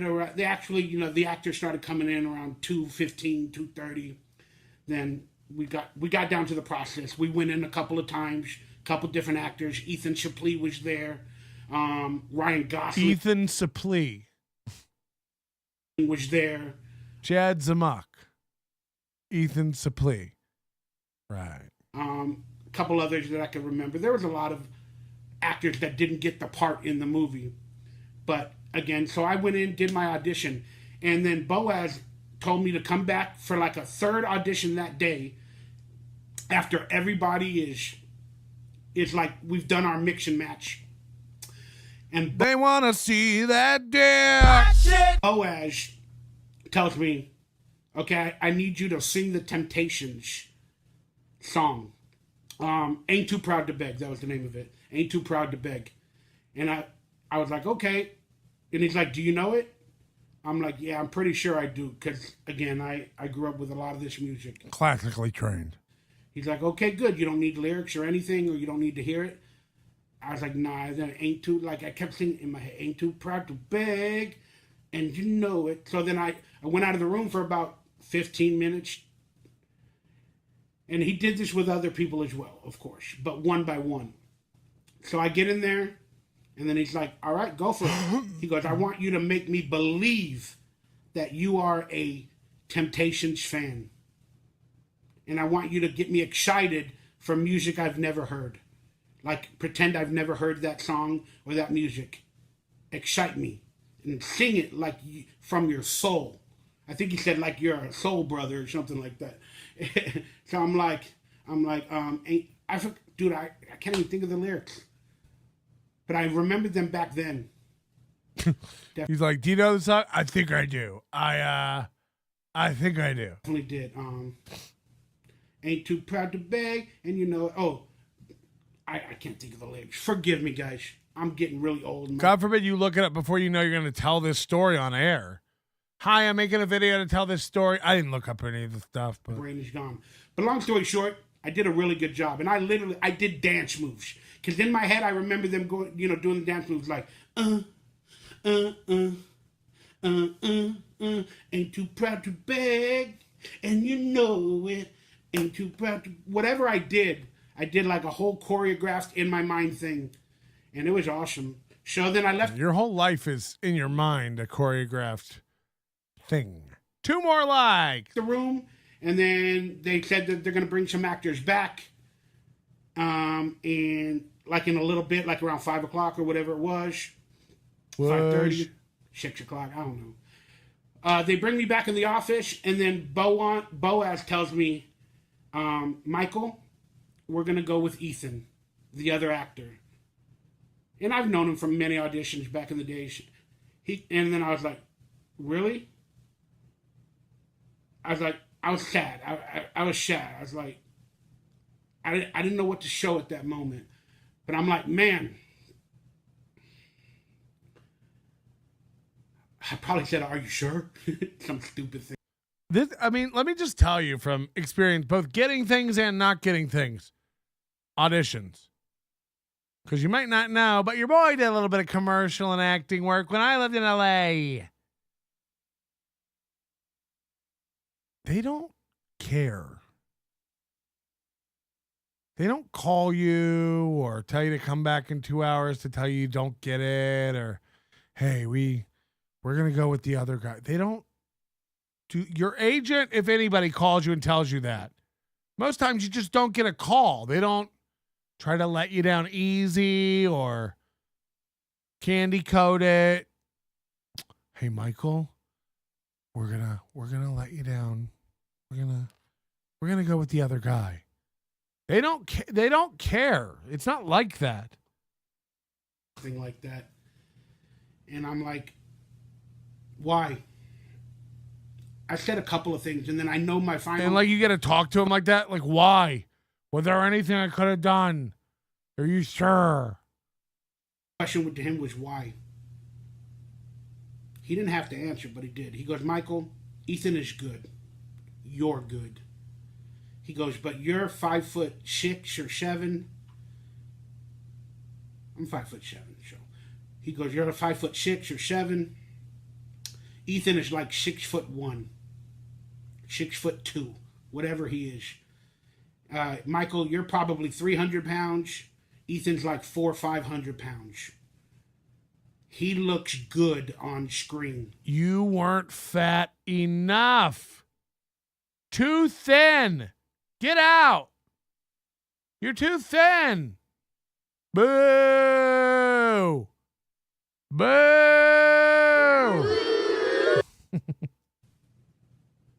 As a football offensive player.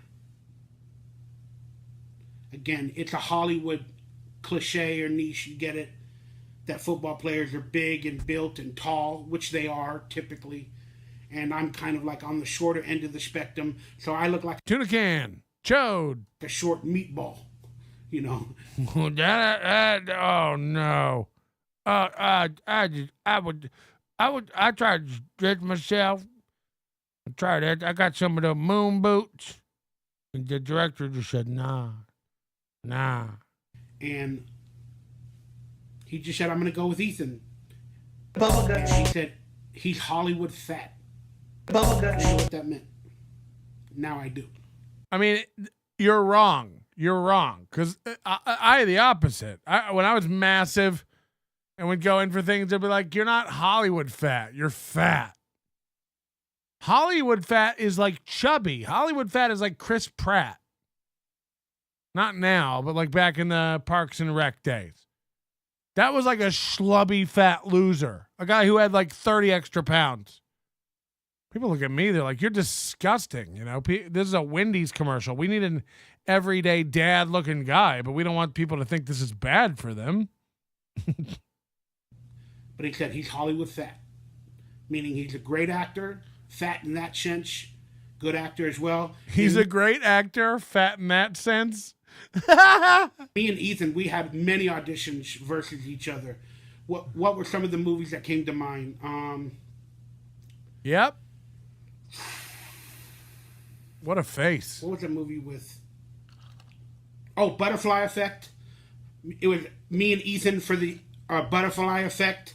I wore a whole goth outfit and a big trench coat with like eyeliner for that movie Butterfly Effect with What was it again? The guy from Dude Where's My Car? Ashton. And then I pretty much had a big a part in Road Trip. We could have that story at another time. A big part, he said. First of all, he thinks that Ethan Suplee was the starring role in Remember the Titans.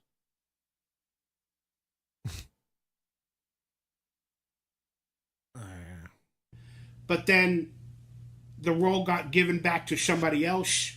Then they told me, hey, they're going to give me, and Ivan Reitman, the director of Evolution, who I eventually worked with, and Todd Phillips, through that chemistry, was involved in Road Trip. He thinks he had chemistry with the director. Yeah, me and Todd Phillips had a lot of chemistry. That's why I ended up moving on to The Hangover and Dan Gold, I believe. Yeah. And then, so I got a part, but then another actor came back from cancer. The very next day. Took over that role that they were going to give me. Came back from cancer?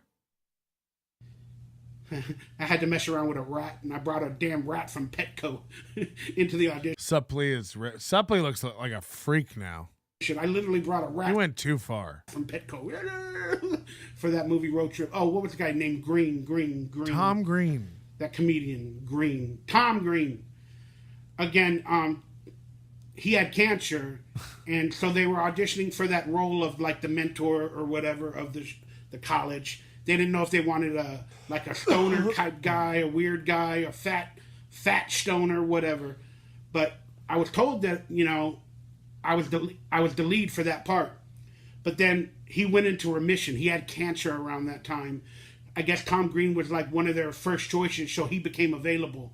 So they gave that part. This is Road Trip. They gave that part to Tom Green, and then they told me, "Hey, Mike, we're gonna give you a part of a student, like on a campus tour," and it only had like 2 or 3 lines, and that was the part Ethan ended up being in. But here's what happened: is my manager at the time said, "Michael, you almost had a leading role in the movie. Now they're offering you." Tom Green is not even a leading role in Road Trip. Tom Green doesn't go on the road trip, if you remember. He stays back at the university. I think it was Ithaca, if I'm correct. He doesn't go on the road. He's not a big part in that movie. He stays back. He's in it. But it's all like, what's his name?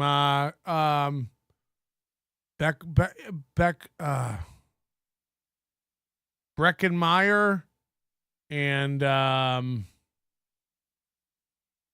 that other freaky looking weird tall kid. Anyway, you a 3-line role in the movie, and you know, if you take a step down and they believed in you in a lead, it might be a bad look for you. You almost got a lead. So if you take a part that's not a lead, it might look bad. You haven't worked at all. But if you take a job, it might look bad. You didn't get anything, but if you take something, it could be bad for you. Great agent. As if DonkeyLips was ever like playing in the leading man sphere, you know? No, you're in the Chad Zumock crab bucket of the world, okay? Get real. We're going to wrap it up early today. I got pain. I got to pee. We almost made it. 45 left. Fuck. We almost made it. There's a small chance I could pop on later, but I don't know. And if I do, it'll be for members only because I appreciate you. Join the Overdose. Thanks for everything. I'm gonna have everything up. I am gonna be working this weekend posting stuff. Monday morning there will not be a show, just so everybody knows. We will have a Monday afternoon show, I believe, and then after that, back on to Mondays, I hope. I don't know. How do people like the times? Feel free to hit me up on Twitter. Let me know how you like the times, how you like the fucking around and doing different stuff. Maybe we'll do 2 afternoons a week, 3 mornings. We could do anything. We can do anything. Butterfly in the sky. I can find twice as high. Hit the button, buy a thing, find me out on a backyard swing. Your manner is most unbecoming of a gentleman. Would you be high on cigarettes? I don't know if the comedy hasn't hit them yet. They're full-blown retarded or just high on cigarettes. A question posed to stupid hoes who don't get it yet. Excuse me, miss. Are you high on cigarettes? I don't know if the comedy hasn't hit them yet. They're full-blown retarded or just high on cigarettes. All the laughter that you deploy if you listen to the show, boy. Patrick Melton faces have you stacking. And the low point is the low point, not the reason. The reason is fucking gold.